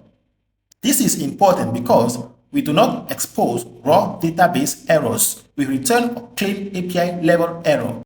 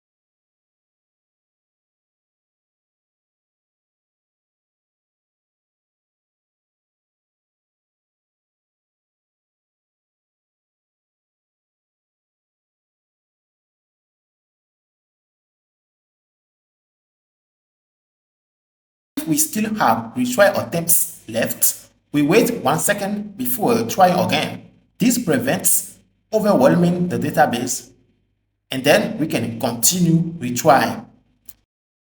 If the error is not a connection error, we do not retry. Why? Because logic errors should not be retried. Only infrastructure failures should retry. So we immediately rethrow it.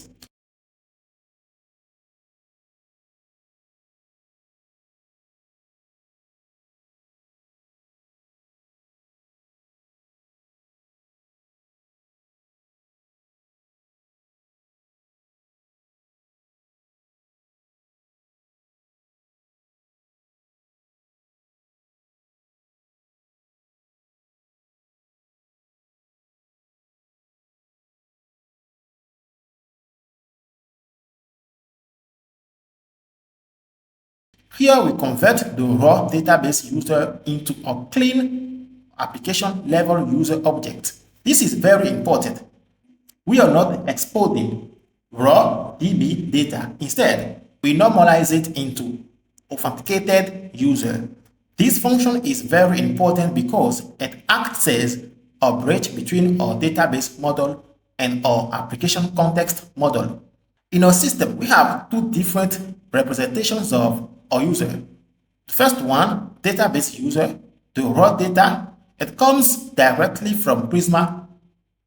Authenticated user, the application context, that is clean and controlled structure used inside GraphQL context and safe for resolvers. So this function converts the database user to application user context.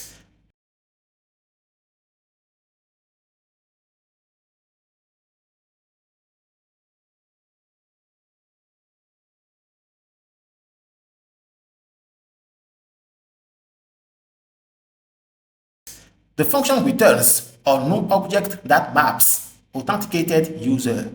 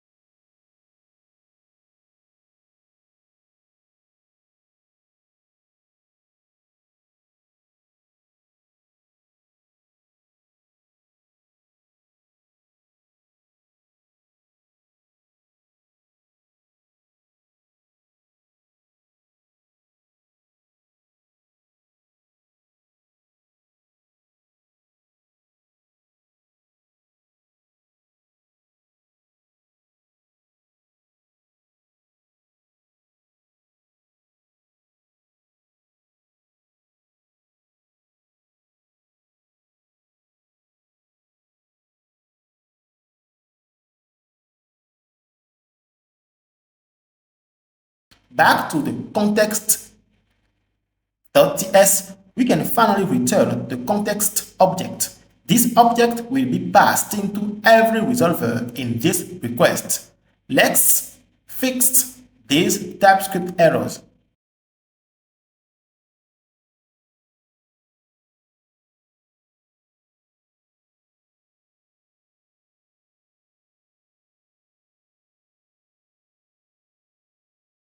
Then back to server.ts and import create context function and then execute GraphQL operation.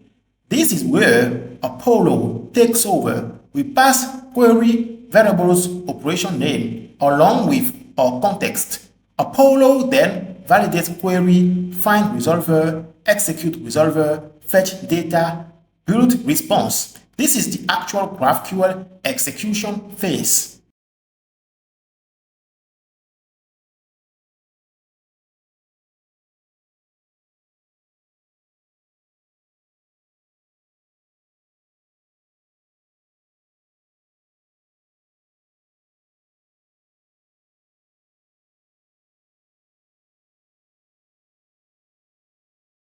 Apollo can return different response formats, so we normalize it. This ensures we always return a standard JSON response.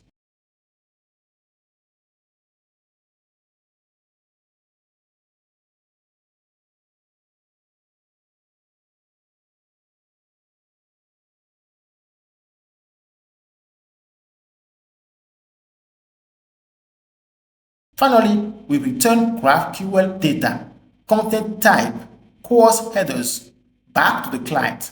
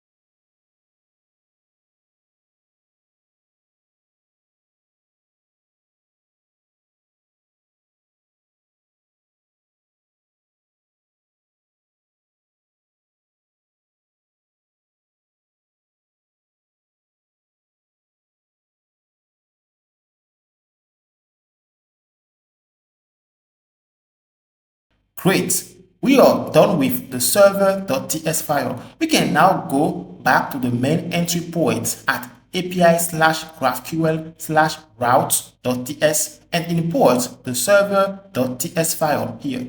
Alright, so far we've completely locked down step 1, database architecture. And for step 2, authentication and multi-tenant security, we are officially 50% of the way there. Next up, we are finishing out this security layer before moving to the core AI heavy lifting. The step 3, the knowledge-based pipeline. Step 4, our agentic RAG engine. Step 5, observability and AI monitoring. If you want to finish building this entire backend and AI engine today, the full uncut masterclass is available right now over on Patreon. Once that is done, we will dive straight into the front end. Otherwise, you can hang tight until the next module drops right here on YouTube for free. Either way, make sure to subscribe and turn on notifications so you don't miss a single line of code.